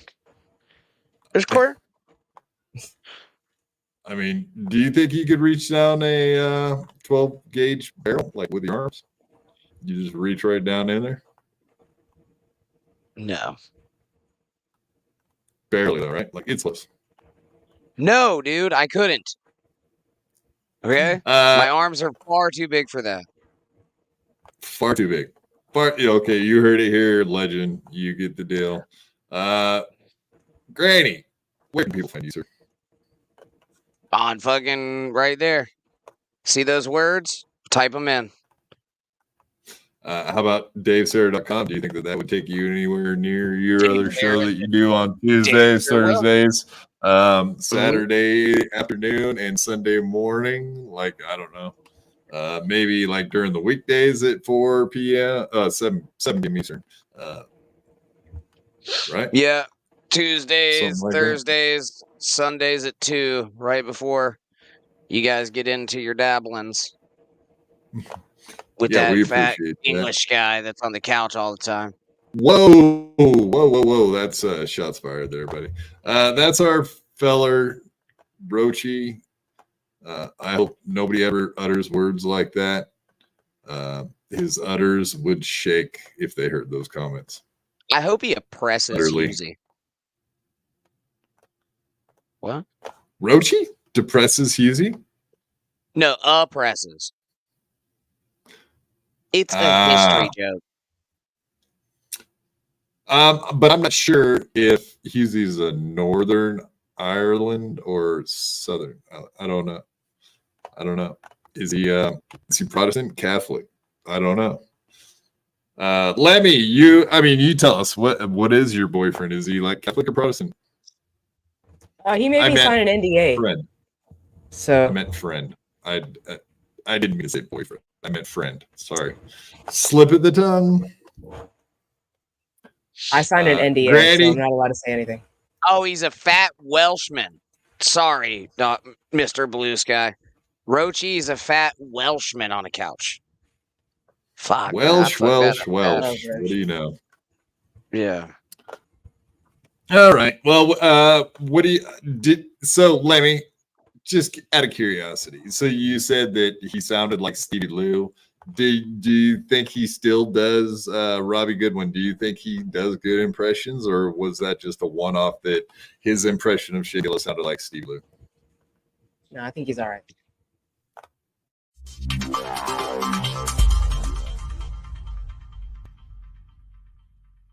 I had to fight my whole life. I could beat you up even if you had 1,000 knives. Even if you had infinity knives, I would punch you up into the air like a kite. I bet you sleep with the night light, cause you're scared of the dark, cause you stink like a fart. Well, I light your fart on fire with my rounds. You think I won't? I do it all the time. I bet I got more money than Jay-Z. Compared to me, Jay-Z is lazy. Plus Beyonce thinks that I'm cute. It's okay, Beyonce, I think you're cute too. I made out with so many girls. Made out with every girl in the world. I might look small, but I'm not. I don't care if you're big, I'll fight you. Well, I do know that I am the baddest of them all. If you ain't about money, then I don't mess with y'all. Y'all think I don't get girls, cause I ain't very tall. If she see my stats, I bet you that she calls. That I am the baddest of them all. If you ain't about money, then I don't mess with y'all. Y'all think I don't get girls, cause I ain't very tall. If she see my stats, I bet you that she calls.